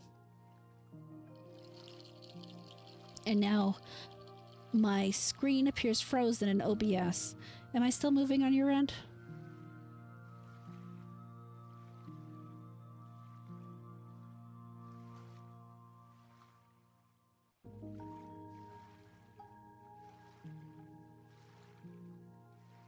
All right, looks like I'm still moving on your end. Okay. Well, I won't fuss it too much then. I have to figure out why it's doing that. I would normally say it's because I wasn't playing with the mouse, and so the screen tried to go to sleep. But that doesn't make sense because the last time it did that, I was actively playing a game. So I don't know.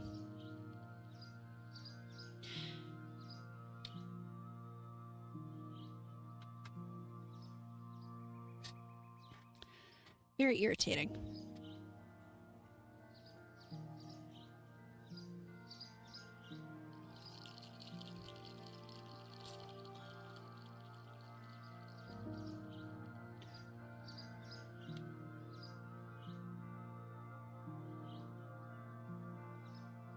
All right, where was I? The best of the maps and diagrams were on the walls of a frightful abyss below even the ancient ground level, a cavern perhaps 200 square feet and 60 feet high. Oh, well, whatever. Which had almost undoubtedly been an educational center of some sort. There were many provoking repetitions of the same material in different rooms and buildings, and since certain chapters of experience and certain summaries or phrases of phases of racial history had evidently been favorites with different decorators or dwellers. Sometimes, though, variant versions of the same theme proved useful in settling debatable points and filling in gaps.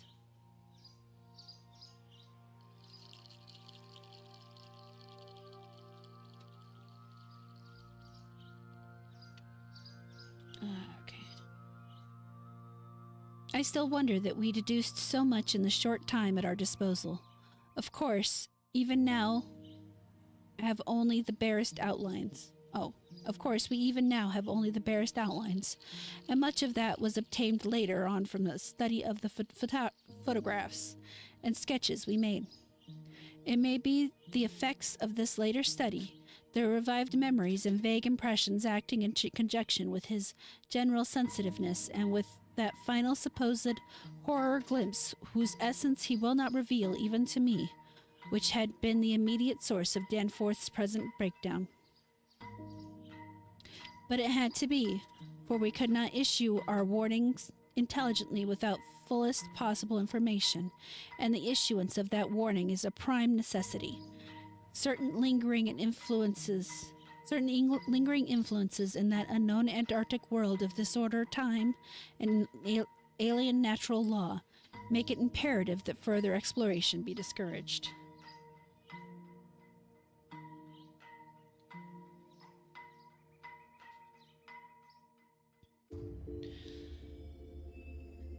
The full story, so far as deciphered, will shortly appear in the official bulletin of Miskatonic University. Here I shall sketch only the salient highlights in a formless, rambling way. Myth or otherwise, the sculptures told of the coming of those star-headed things to the nascent, lifeless earth of our out of cosmic space. Their coming and the coming of many other alien entities, such at certain times embark upon spatial pioneering. They seemed able to traverse the interstellar ether on their vast membranous wings, thus oddly confirming some curious hill folklore long ago told to me by an antiquarian colleague. They had lived under the sea a good deal, building fantastic cities and fighting terrific battles with nameless adversaries by means of intricate devices employing unknown principles of energy. Evidently, their scientific and mechanical knowledge far surpasses man's today, even though they made use of its more widespread and elaborate forms only when obliged to. Some of the sculptures suggested that they had passed through a stage of mechanized life on other planets, but it had receded upon finding its effects emotionally unsatisfying. Their preternatural toughness of organization and simplicity of natural wants made them peculiarly able to live on a high plane without the more specialized fruits of artificial manufacture, and even without garments except for occasional protection against the elements. It was under the sea, at first for food and later for other purposes, that they first created Earth life, using available substances according to long-known methods. The most elaborate experiments came after the annihilation of various cosmic enemies. They had done the same thing on other planets, having manufactured not only necessary foods, but certain multicellular protoplasmic masses capable of molding their tissues into all sorts of temporary organs under hypnotic influences, and thereby forming ideal slaves to perform the heavy work of the community. These viscous masses were without a doubt what Abdul al-Hazed whispered about as the Shoggoths in his frightful Necronomicon. Even that mad Arab had not hinted at that any existed on Earth, except in the dreams of those who had chewed on a certain alkaloid herb. When the star-headed old ones on this planet had synthesized their simple food forms and bred a good supply of Shoggoths, they allowed other cell groups to develop into other forms of animal and vegetable life for sundry purposes, expatriating any whose presence became troublesome. Extirpating, sorry, not expatriating. Different word. With the aid of the Shoggoths, whose expansion could be made to lift prodigious weights, the small low cities under the sea grew to vast and imposing labyrinths of stone not unlike those which later rose on land. Indeed, the highly adaptable old ones had lived much on land in other parts of the universe, and probably retained many traditions of land construction. As we studied the architecture of all these sculptured Paleogean cities, including that whose aeon-dead corridors we were even then transversing, we were impressed by a curious coincidence, which we had not yet tried to explain even to ourselves. The tops of the buildings, which in the actual city around us had of course been weathered into shapeless ruins ages ago, were clearly displayed in the bas-relief, and shewed vast clusters of needle-like spires, delicate finials on certain cones and pyramid apexes, and tiers of thin, horizontal, scalloped discs capping cylindrical shafts. This was exactly what we had seen in that monstrous and portentous mirage, cast by a dead city whose skyline features had been absent for thousands and tens of thousands of years, which loomed on our ignorant eyes across the unfathomed mountains of madness as we first approached poor Lake's ill-fated camp. Of the life of the old ones, both under the sea and after part of them migrated to land, volumes could be written. Those shallow waters had continued their fullest use. Those in shallow waters had continued the fullest use of their eyes at the end of their 5 main head tentacles, and had practiced the arts of sculpture and of writing in quite the usual way, writing accomplished with a stylus on waterproof waxen surfaces.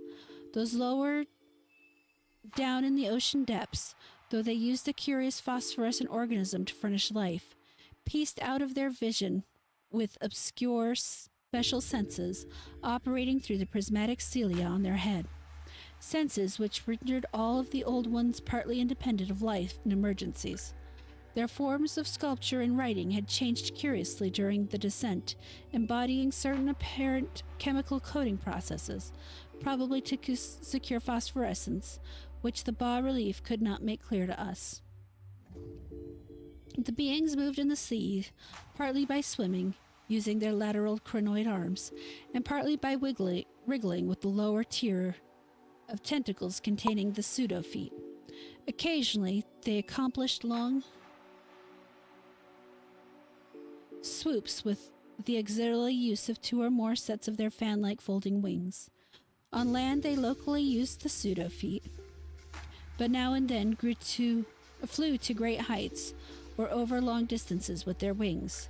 The many slender tentacles into which the crinoid arms branched were infinitely delicate, flexible, strong, and accurate in muscular nervous coordination, ensuring the utmost skill and dexterity in all artistic and other manual operations. Hey, Drag, how you doing, man?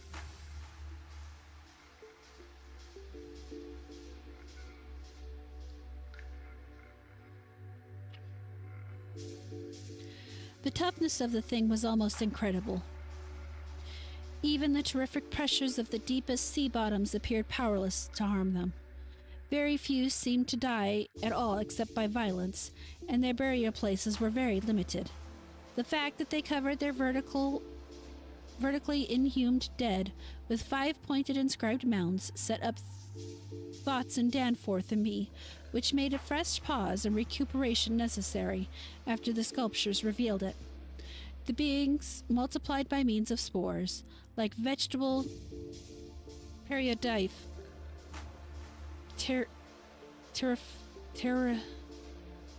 pteridophytes, as Lake had suspected, but owning their prodigious toughness and longevity and consequential lack of replacement needs, they did not encourage the large-scale development of new prothali except when they had new regions to colonize. The young matured swiftly and received an education evidently beyond any standard we can imagine. The prevailing intellectual and aesthetic life was highly evolved and produced a tenaciously enduring set of customs and institutions which I shall describe more fully in my coming monograph. These varied slightly according to sea or land residents, but had the same foundation and essentials. Though able, like vegetables, to derive nourishment from inorganic substances, they vastly preferred organic and especially animal food. They ate uncooked marine life under the sea, but cooked their viands on land. They hunted game and raised meat herds, slaughtering with sharp weapons whose odd marks on certain fossil bones our expedition had noticed. They resisted all ordinary temperatures marvelously, and in their natural state could live in water down to freezing. With the great chill of the Pleistocene drew on, however, nearly 1 million years ago, the land dwellers had to resort to special measures, including artificial heating, until at last the deadly cold appeared to have driven them back into the sea. For their prehistoric flights through cosmic space, legend said, they had absorbed certain chemicals and became almost independent of eating, breathing, or heating conditions, but by the time of the great cold they had lost track of the method, and in any case they could not have prolonged the artificial state indefinitely without harm. That's great, Drag. I hope you had a wonderful day. Being non-pairing and semi-vegetable in structure, the old ones had no biological basis for the family phase of mammal life, but seemed to organize large households on the principle of comfortable space utility, and, as we deduced from the pictured occupations and diversions of co-dwellers, congenial mental association. In furnishing their homes, they kept everything in the center of the huge rooms, leaving all the wall space free for decorative treatment. Lighting, in the case of the land inhabitants, was accomplished by a device probably electrochemical in nature. Both on land and underwater, they used curious tables, chairs, and couches like cylindrical frames, for they rested and slept upright with folded down tentacles, and racks for the hinged set of dot surfaces forming their books.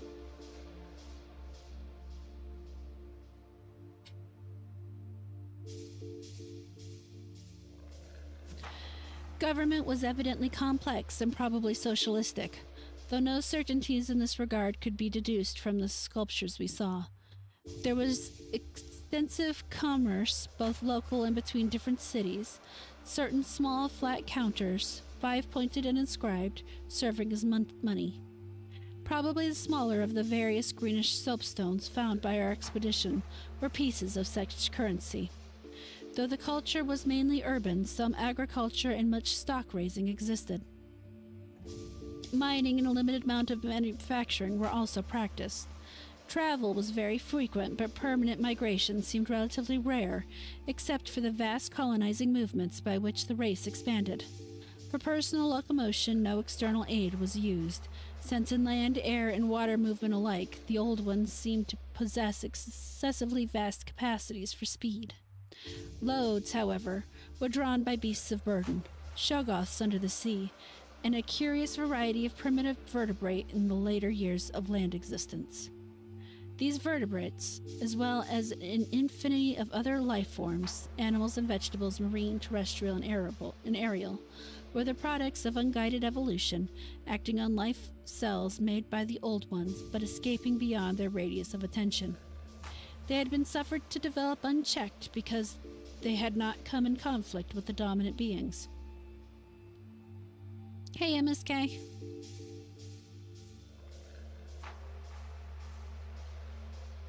Bothersome forms, of course, were mechanically exterminated.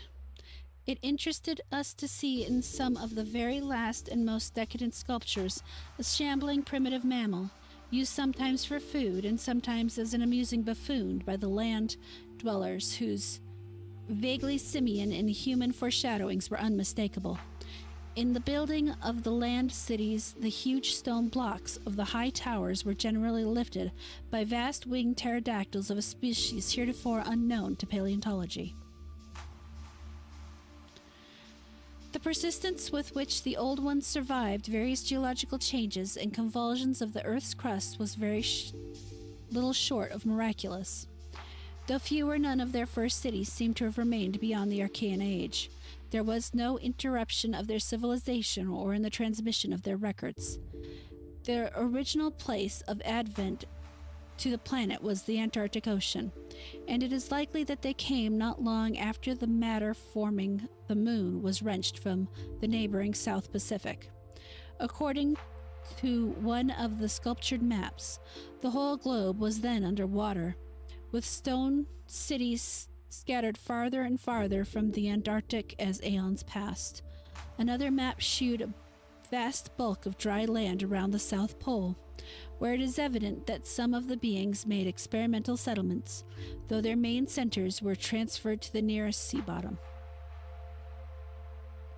Later maps, which display this land mass as cracking and drifting and sending certain detached parts northward, uphold in a striking way the theories of continental drift lately advised by Taylor, Wenger, and Jolly. The upheaval of new land in the South Pacific With the upheaval of the new land in the South Pacific, tremendous events began. Some of the marine cities were hopelessly shattered, yet that was not the worst misfortune. Another race, a land race of beings shaped like octopi and probably corresponding to the fabulous pre-human spawn of Cthulhu, soon began filtering down from cosmic infinity and precipitated a monstrous war which for a time drove the Old Ones wholly back to the sea. A colossal blow in view of the increasing land settlements. Later peace was made, and the new lands were given to the Cthulhu spawn, whilst the Old Ones held to the sea in the older lands. New land cities were founded, and the greatest of them in the Antarctic, for this region of first arrival was sacred. From then on, as before, Antarctic remained the center of the Old One civilization, and all the discoverable cities built there by the Cthulhu spawn were blotted out. Then suddenly the lands of the Pacific sank again, taking with them the frightful stone city of Relay and all the cosmic octopi, so that the Old Ones were again supreme on the planet except for one shadowy fear about which they did not like to speak. And a rather later age, their cities dotted all the lands and water areas of the globe. Hence the recommendation in my coming monograph that some archaeologists make systematic borings with Peabody's type of apparatus in certain widely separated regions. The steady trend down the ages was from water to land, of movement encouraged by the rise of new land masses, though the ocean was never wholly deserted. Another cause of the landward movement was the new difficulty in breeding and managing the shagos, upon which successful sea life depended. With the march of time, as the sculptures sadly confessed, the art of creating new lives from inorganic matter had been lost, so that the old ones had to depend on the molding of forms already in existence. On land, the great reptiles proved highly trackable, but the shagos of the sea were produced by fission, and acquiring a dangerous degree of accidental intelligence, presented for a time a formidable problem. They had always been controlled through the hypnotic suggestions of the old ones, and had modeled their tough plasticity into a various useful temporary limbs and organs, but now their self-modeling powers were sometimes exercised independently and in various imitative forms implanted by past suggestion.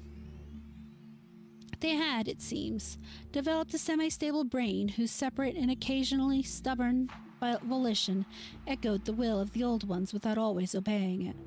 Sculptured images of these shoggoths filled Danforth and me with horror and loathing.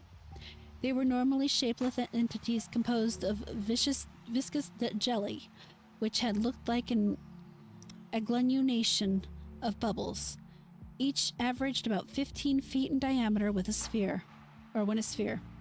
They had, however, a constant shifting shape and volume, throwing out at temporary developments or forming apparent organs of sight, hearing, and speech in imitation of their masters, either spontaneously or according to suggestion.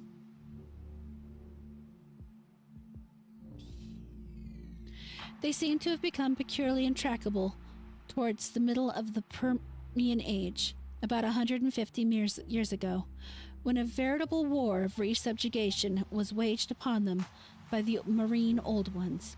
Pictures of this war, and of the headless, slime-coated fashion in which the shoggoths typically left their slain victims, held a marvelously fearsome quality, despite the intervening abyss of untold ages.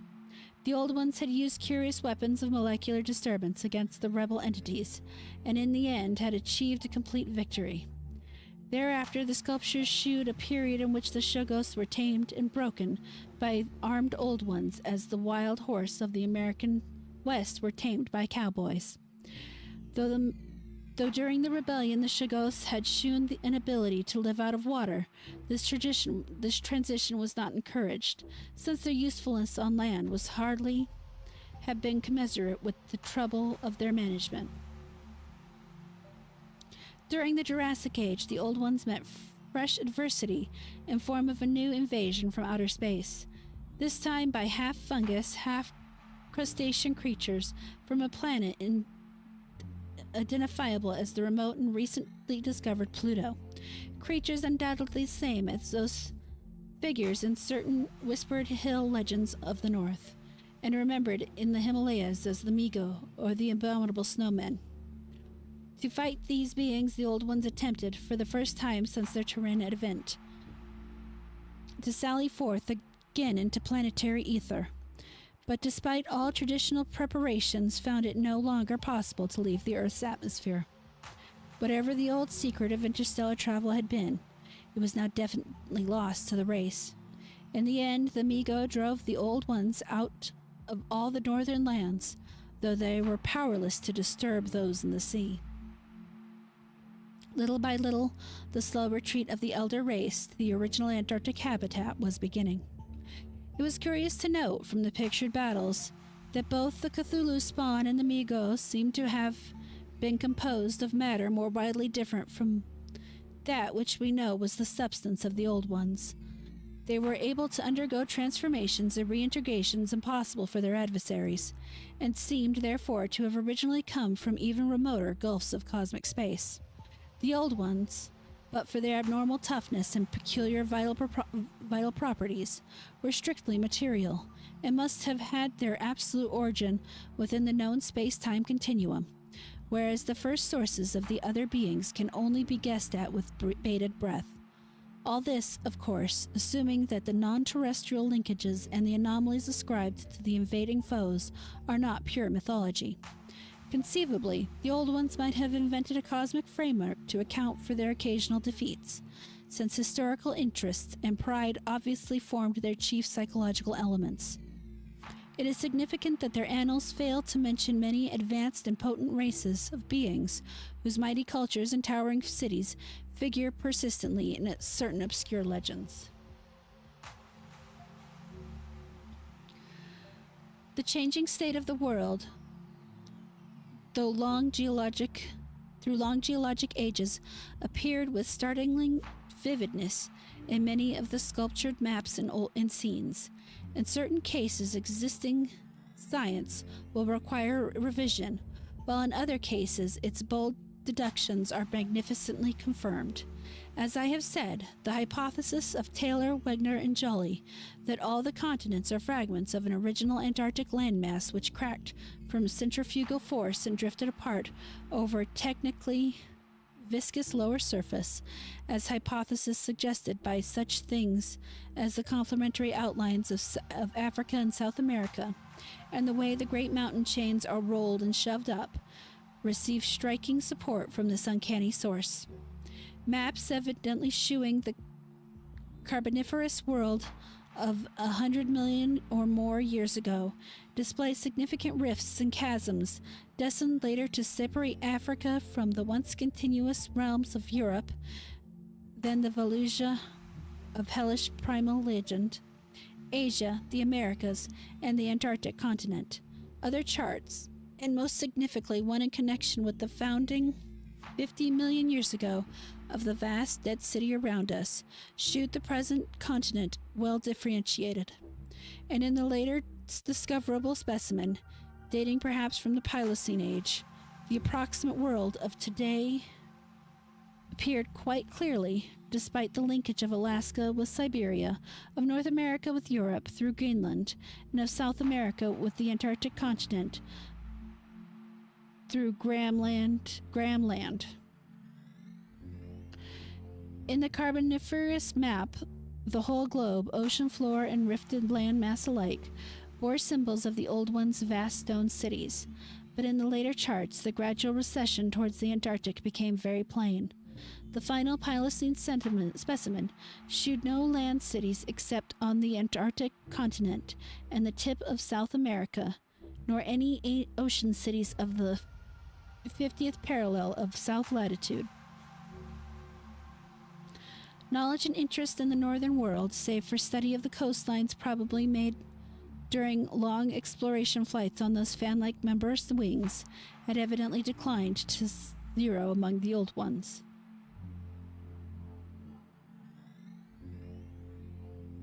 Destructions of cities through the upthrust mountains and centrifugal rending of continents and the seismic convulsions of land or sea bottoms and other unnatural causes was a matter of common record, and it was curious to observe how fewer and fewer replacements were made as the ages wore on.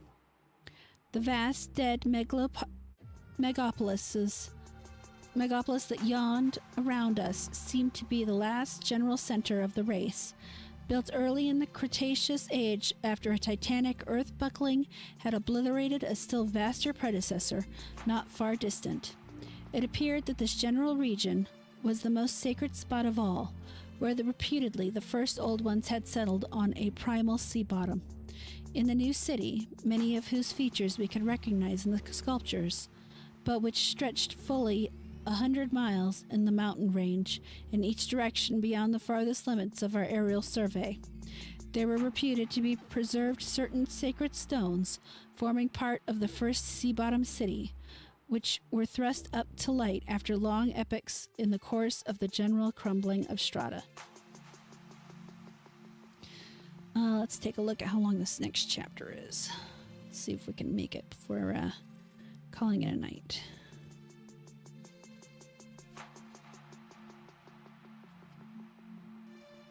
Oh yeah. It's not long at all. Then that should put us perfect for finishing this next week, I think. Let me take a quick look.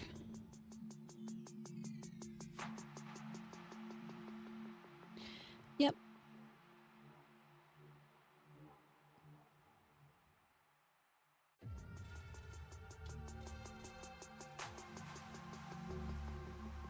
crap. I just lost my place. No, there we are.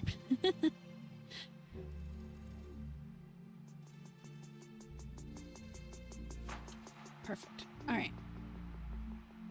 On we go again. First, I want some more tea.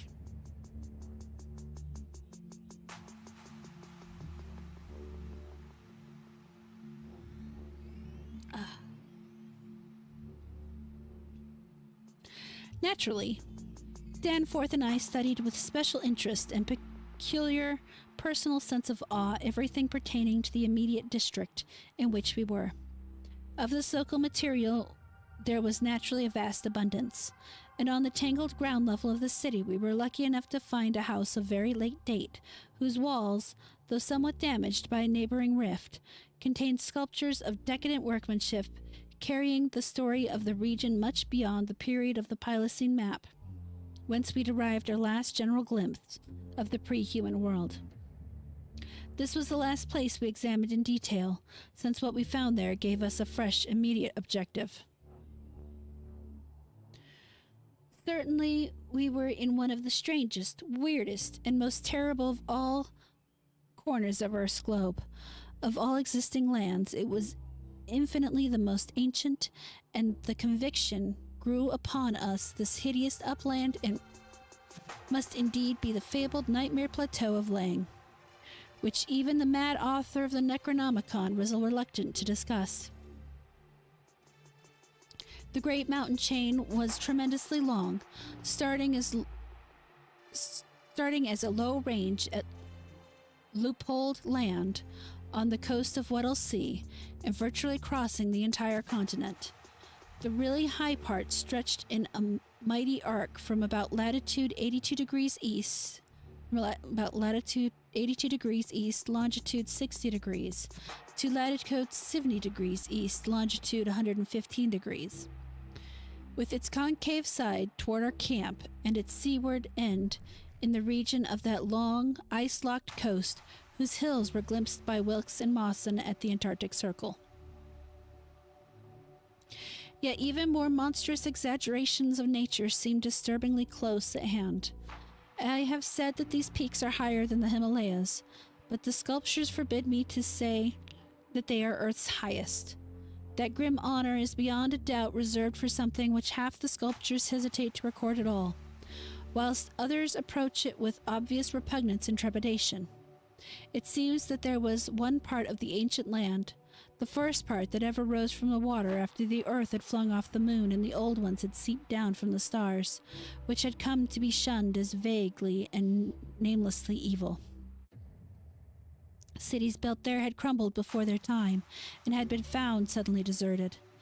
Then, when the first great earth-buckling had convulsed the region in the Comanchean age, a frightful line of peaks had shot suddenly up amidst the most appalling din and chaos, and earth had received her loftiest and most terrible mountains. If the scale of the carvings was correct, those abhorred things must have been much over 40,000 feet high, radically vaster than even the shocking mountains of madness we had crossed. They extended, it appeared, from about latitude 77 degrees east, longitude 70 degrees, to latitude 70 degrees east, longitude 100 degrees, less than 300 miles away from the dead city, so that we would have spied their dread summits in the dim western distance had it not been for that vague opalescent haze. Their northern end must likewise be visible from the long Antarctic Circle coastline at Queen Mary Land. Some of the old ones in the decadent days had made strange prayers to those mountains, but none ever went near them or dared guess what lay beyond. No human eye had ever seen them, and as I studied emotions conveyed in the carvings, I prayed that none ever might. They are protecting hills along the coast beyond them, Queen Mary and Kaiser William lands. And I thank heaven no one has been able to land and climb those hills.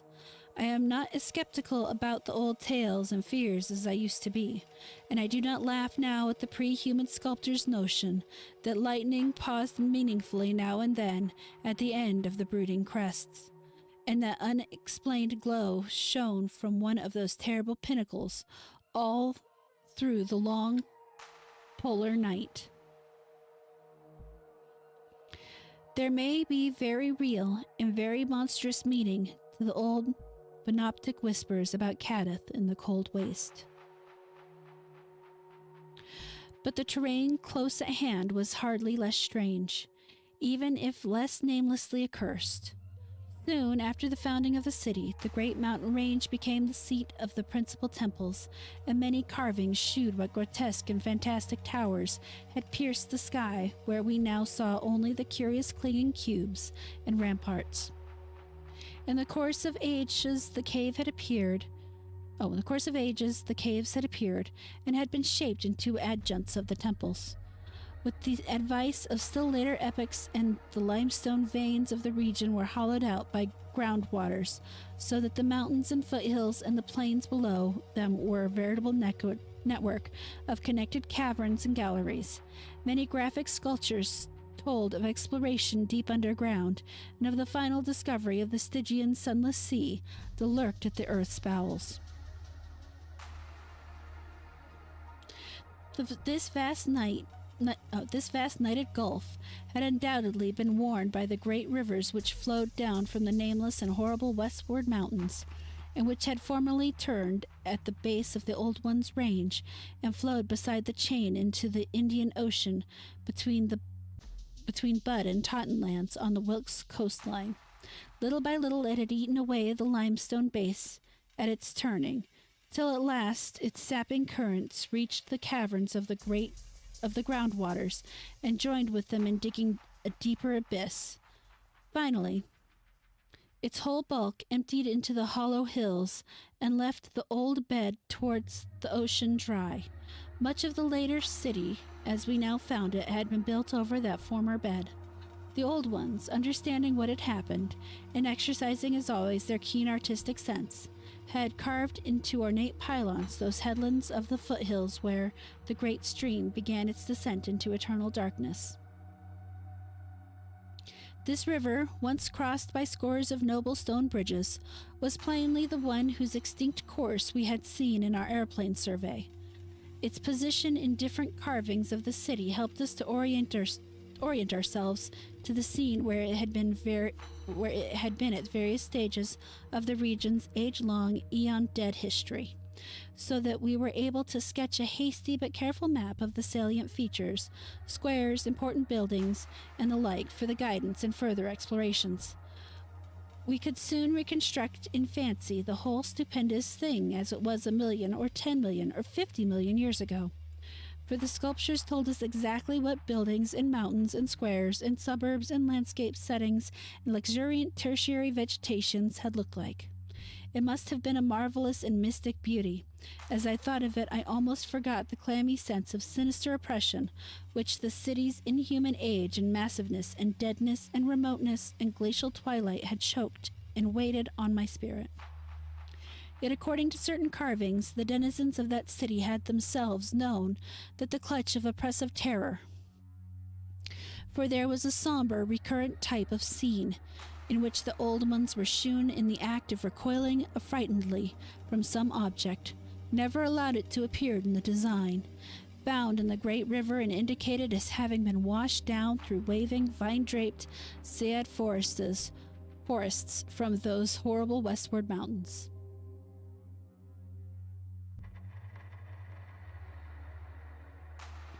It was only in the one late-built house, with decadent carvings, that we obtained any foreshadowing of the final calamity leading to the city's desertion. Undoubtedly, there must have been many sculptors at the same age elsewhere, even allowing for the slackening energies and aspirations of a stressful and uncertain period. Indeed, very certain evidences of the existence of others came to us shortly afterwards, but this was the first and only one we directly encountered. We meant to look further later on, but as I have said, immediate conditions dictated another present objective. There would, though, have been a limit. For after all hope of long future occupancy of the place had perished among the old ones, there could not but have been a complete cessation of mural decoration. The ultimate blow, of course, was the coming of the great cold which held most of the earth in thrall, and which had never departed from the ill-fated poles. The great cold that, at the world's other extremity, put an end to the fabled lands of Lomar and Hyperborea. Hyperborea? Just when this tendency began in the Antarctic, it would be hard to say in terms of exact years. Nowadays, we set the beginning of the general glacial period at a distance of about 500,000 years from the present. But at the poles, the terrible scourge must have commenced much earlier. All quantitative estimates are partly guesswork, but it is quite likely that the decadent sculptures were made considerably less than 1 million years ago, and that the actual desertion of the city completed long before the conventional opening for the Pleistocene, 500,000 years ago, as reckoned in terms of the Earth's whole surface. In the decadent sculptures, there were signs of thinner vegetation everywhere, and of a decreased country life on the part of the old ones. Heating devices were shewn in the houses, and winter travelers were represented as muffled in protective fabrics. When we saw a series of cartouches, the continuous band arrangements being frequently interrupted in these late carvings, depicting a constantly growing migration to the nearest refuge of greater warmth, some fleeing to cities under the sea off the faraway coast, some clambering down through the networks of limestone caverns in the hollow hills to the neighboring black abysses of subterranean waters. In the end, it seems to have been the neighboring abyss which received the greatest colonization. This was partly due, no doubt, to the traditional sacredness of this special region, but may have been more conclusively determined by the opportunities it gave for continuing the use of the great temples on the honeycombed mountains, and for retaining the vast land cities as a place of summer residence and base of communications with various minds. The linkage of old and new abodes was made more effective by means of several grading and improvements along the connecting routes, including the chiseling of numerous direct tunnels from the ancient metropolis to the Black Abyss, sharply down-pointing tunnels whose mouths we carefully drew, according to our most thoughtful estimates on the guide map we were compiling. It was obvious that at least 2 of these tunnels lay within a reasonable exploring distance of where we were, both being on the mountainward edge of the city, one less than a quarter mile toward the ancient river course, and the other perhaps twice that distance in the opposite direction. The abyss, it seems, had shelving shores of dry land at certain places, but the old ones built their new city underwater, and no doubt because of its greater certainty of uniform warmth. The depth of the hidden sea appears to have been very great, so that the Earth's internal heat could ensure its habitability for an indefinite period. The beings seem to have had no trouble in adapting themselves to part-time, and eventually, of course, whole-time, residence underwater, since they had never allowed their gill systems to atrophy.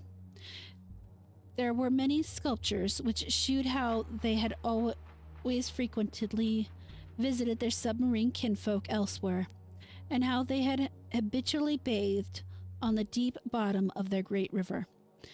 The darkness of inner earth could likewise have been no deterrent to a race accustomed to long Antarctic nights.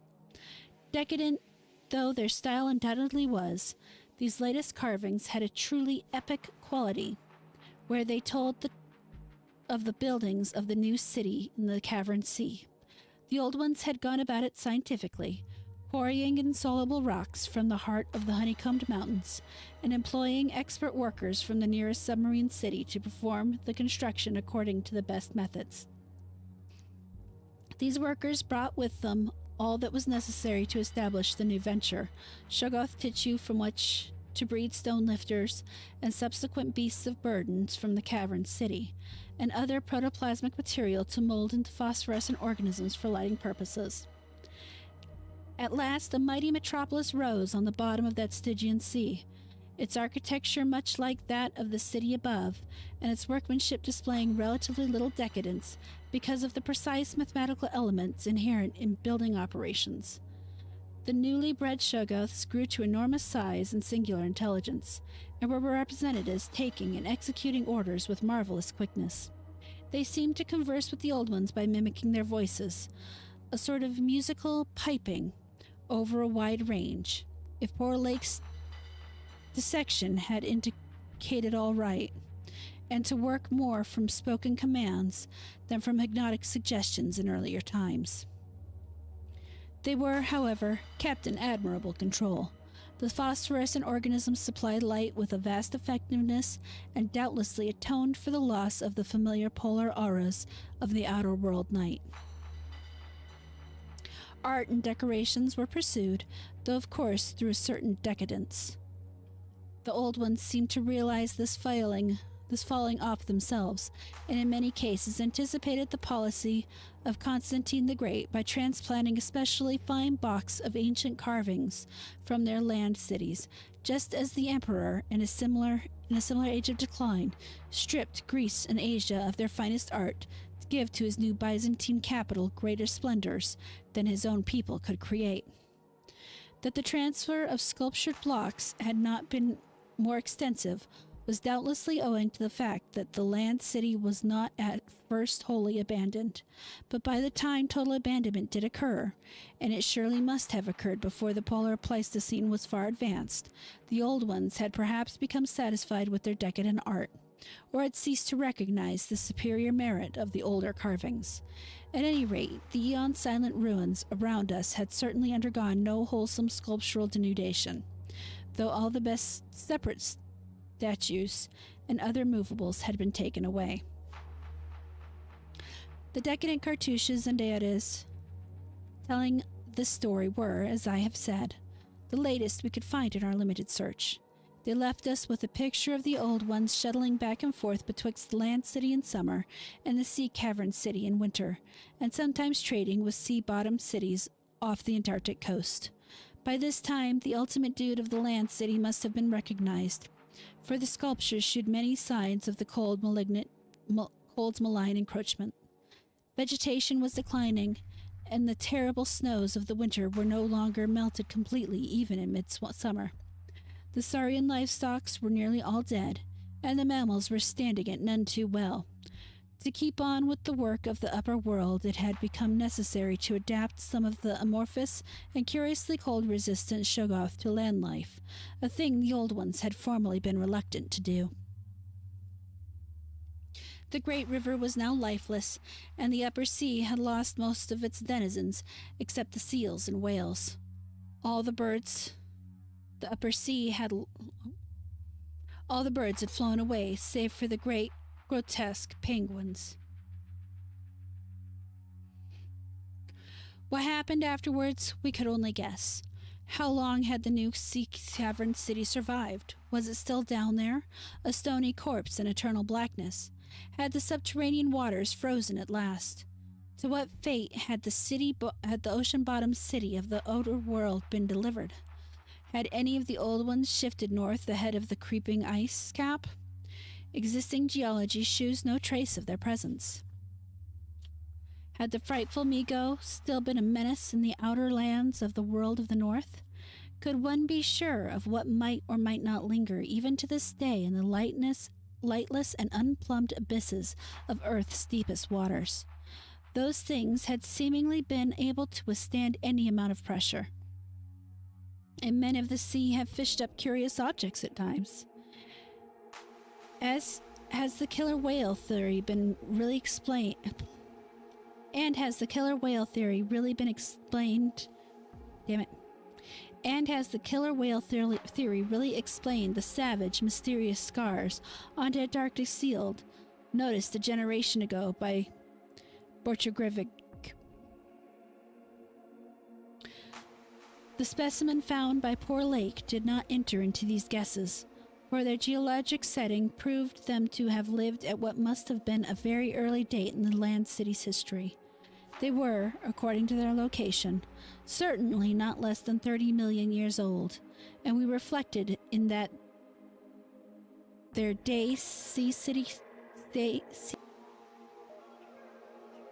Alright, we may be back. We're back? We're back. Great, where did it leave?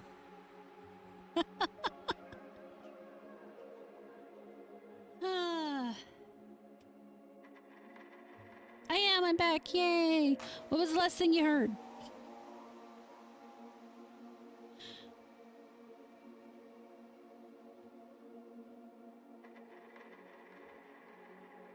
Let me rewind. See, Cuddy? I was having problems with... The sad thing is we're like 2 paragraphs away from the end for the night.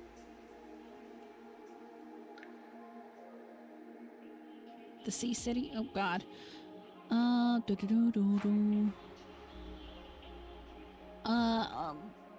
Let me start here and tell me if that sounds familiar. The specimens found by Port Lake did not enter into these guesses, for their geological settings proved them to have lived at what must have been a very early date in the land city's history. They were, according to their location, certainly not less than 30 million years old, and we reflect that in their day the sea cavern city, and indeed the cavern itself, had no existence. They would have remembered an older scene, with lush tertiary vegetation everywhere, a younger land city of flourishing arts around them, and a great river sweeping northward along the base of the mighty mountains, upward toward a faraway tropic ocean. And yet we could not help thinking about these specimens, especially about the 8 perfect ones that were missing from Lake's hideously ravaged camp. There was something abnormal about that whole business. The strange things we had tried so hard to lay to somebody's madness. Those frightful graves. The amount and nature of the missing materials. Gedney. The unearthly toughness of those archaic monstrosities. And the queer, vital freaks the sculptures now shewed the race to have. Danforth and I had seen a good deal in the last few hours, and were prepared to believe and keep silent about many appalling and incredible secrets of primal nature.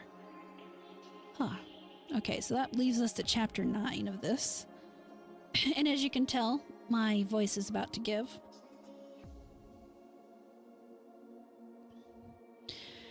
Which leads to the perfect point to wrap up. I do think, though, that we will in fact finish this next week. At which point we will move on to The Shadow over Innsmouth. That's what I think the story's called. I have to double check.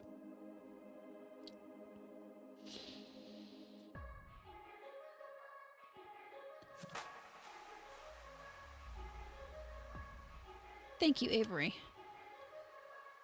If I can get myself to get the balls up here quickly, I might actually do an audition for a book reading thing. Yep, The Shadow over Innsmouth is the next one.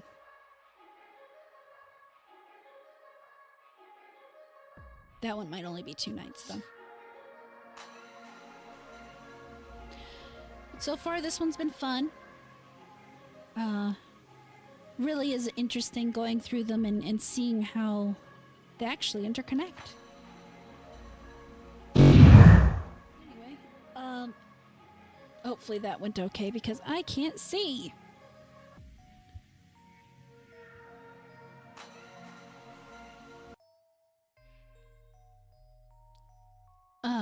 But yeah, I'm gonna take a break. I'm gonna sit around quietly for a little while, let my voice recover. Tomorrow night, I will be playing Pal World with Sheep.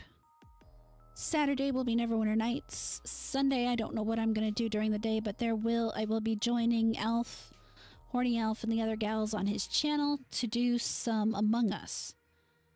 Then Monday, of course, you'll see me on the Star Marauder Animal Show. Tuesday, I'm very excited because I get to play Nightingale. That one I'm very excited for. I need to decide what time and when I'm going to start that. But I'll figure that out as it gets closer and I have more opportunity to see what's going on. I hope you guys enjoyed it. I, as always, enjoy reading to you. Thank you guys so much for everything. Have a good night and take care. I'll talk to you later.